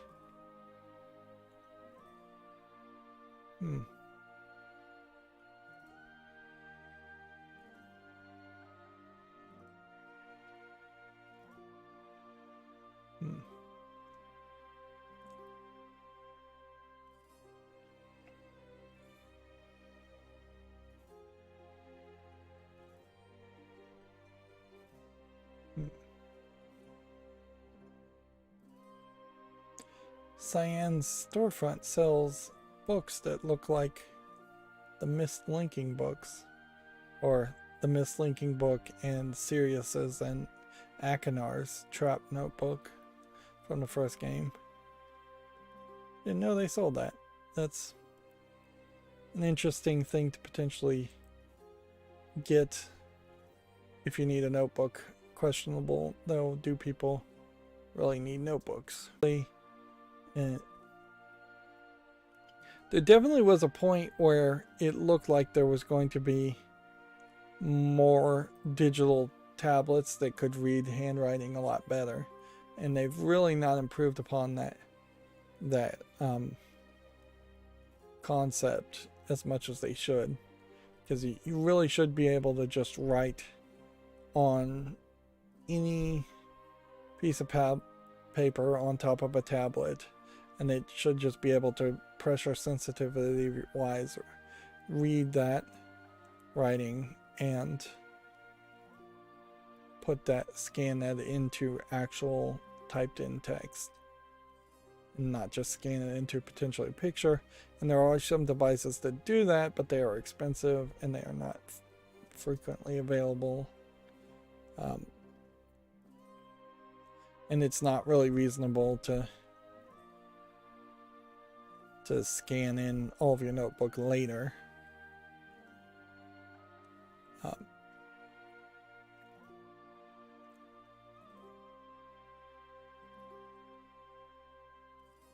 And at a certain point, I guess that level of connection, The Witcher Season 2 as a red carpet premiere happening right now or a few hours ago, the idea of open book tests and everything just being open book kind of does make some sense in a modern world. Very rarely are you having to know things off the top of your head in working a real job.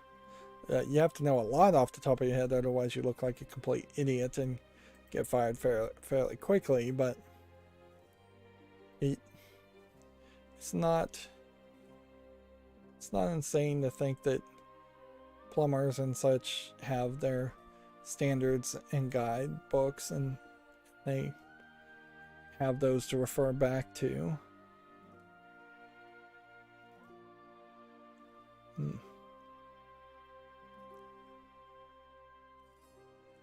Yeah.